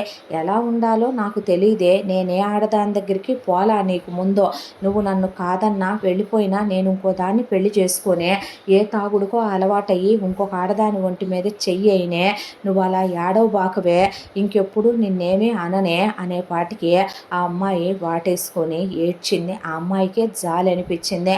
నిజానికి ముసలమ్మ పెంచిన పెంపకమే తప్ప ఇందులో రవి తప్పేముందే, అమాయకుడు అనిపించింది. దాంతో నాకు ఎవరూ లేరు, నీకు ఎవరూ లేరు, నేను కూడా నిన్ను వదిలి వెళ్ళిపోతే నువ్వేమవుతావు, వస్తాను పద, కానీ ఇక నుంచి నేను చెప్పినట్టే నువ్వు వినాలి, నువ్వు మారాలి, నువ్వు మారాకే మన ఇద్దరం కలుస్తాము, నువ్వు అలా కాదన్నావంటే ఈసారి నేను వెళ్ళను, నీ కళ్ళ ముందే నేను ఊరిపోసుకొని వస్తానని ఆ అమ్మాయి తిరిగి వచ్చేసరికి సరోజిని ప్రాణం లేసొచ్చి, ఇంకెప్పుడు నిన్నేమీ అనలేమ్మా, ఏదో ముసలమ్మకు పెంచడం చేతకాక అలా అన్నాడు, నేను చెప్పానులేమ్మా, ఎప్పుడూ లేనిది వాళ్ళు నేను గట్టిగానే కేకలేశాను, ఇన్నాళ్ళ మట్టి నేను చెప్పుండాల్సింది మరి చెప్పలేదే అనేసరికి ముందామని నువ్వు అంటమ్మానే, మీ నానమ్మని నానమ్మ అంటల్లా, ఆవిడ ఆంటీ అని పిలు అన్నాక సరోజిని ఆంటీ అన్నాడు.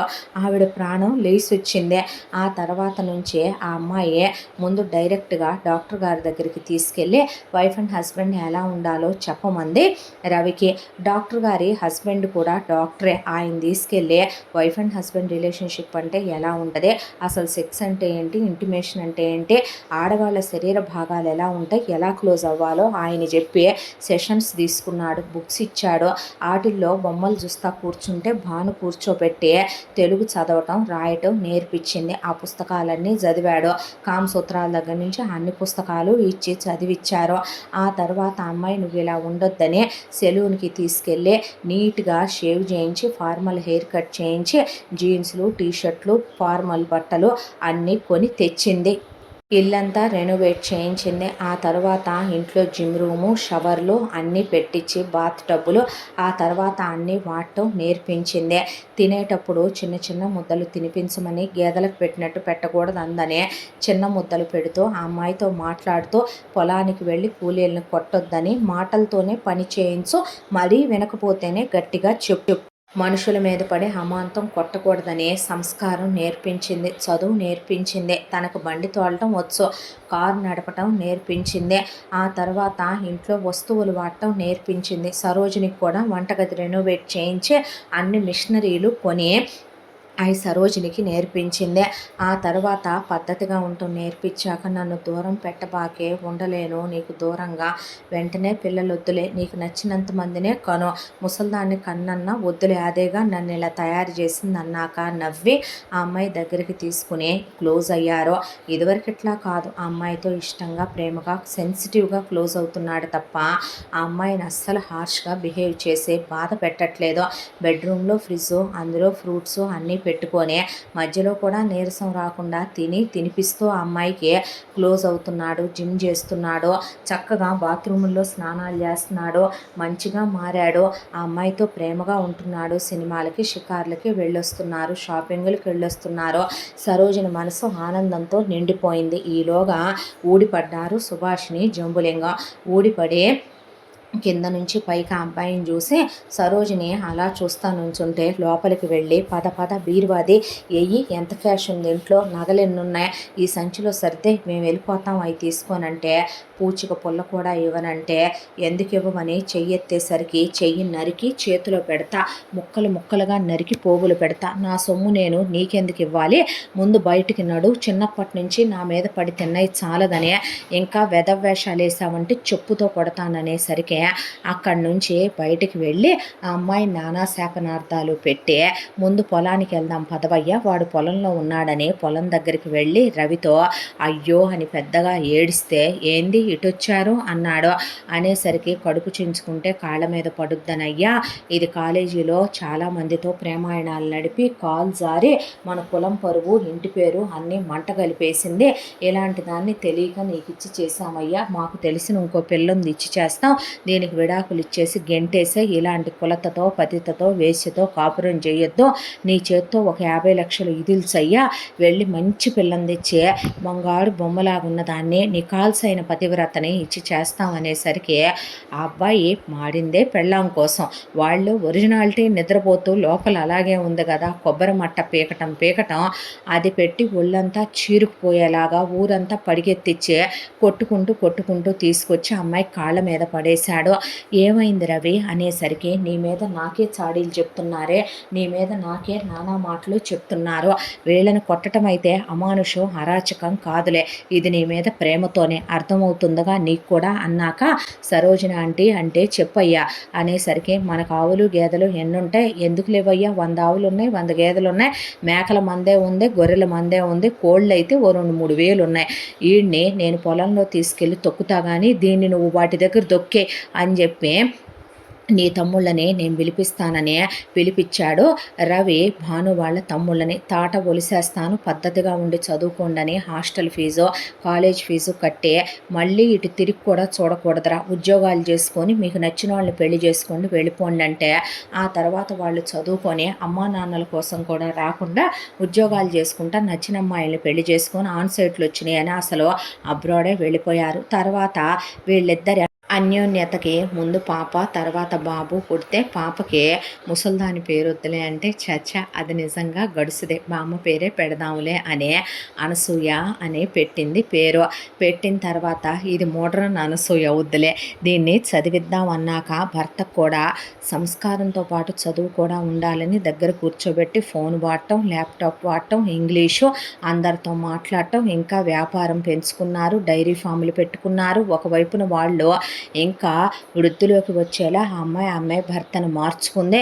ఇంత దాంట్లో బాబు ఈరోజు బాగా నోరు లేచిందయ్యా మీ అత్తదే, అసలు బాగా లేచిందనే పాటికి చండ్రాకోలి టిమ్మనమని తన్ను తన్నకుండా సుభాష్ని తనతో పొలంలో నోరులేసే జమ్ములింగం పక్క పొలాల వాళ్ళతో మాట్లాడటం, ఆడవాళ్ళనే అక్కడ వాళ్ళని పంపు సెట్ల దగ్గరికి రమ్మనమంటాం, అక్కడ పడేసి బురదలో వేసి తొక్కేసి బాధిపారేయటం మొదలుపెట్టాడు. ఇలా కొంతకాలం తర్వాత అజమంతా దిగిపోయిన తర్వాత, ఇహ మేము ఉండలేము చేయలేము అన్న తర్వాత ఒక 5 లక్షల డబ్బులు ఇచ్చి వెళ్ళి ఎక్కడైనా ఏదైనా కొట్టు పెట్టుకొని బతకండే, మళ్ళీ కనపడితే బొందిలో ప్రాణాలు తీస్తానని చెప్పి తోలేశాడు అక్కడి నుంచి. ఆ తర్వాత ఆ అబ్బాయి భార్య, 2 పిల్లలు, తల్లి లాంటి సరోజిని ఎప్పట్లాగే ఉంటూ ఇలా సంతోషంగా మారిన భర్తతో ఆ అమ్మాయి జీవితం ఆనందంగా తన భార్యని అర్థం చేసుకుని మంచిగా మసులుకుంటూ ఇలా వీళ్ళు అన్యోన్యంగా ఉంటూ ఈ కథ ఇలా పూర్తయింది. ఇంతటితో ఈ కథ పూర్తి. మళ్ళీ మరొక మంచి కథతో కలుసుకుందాం.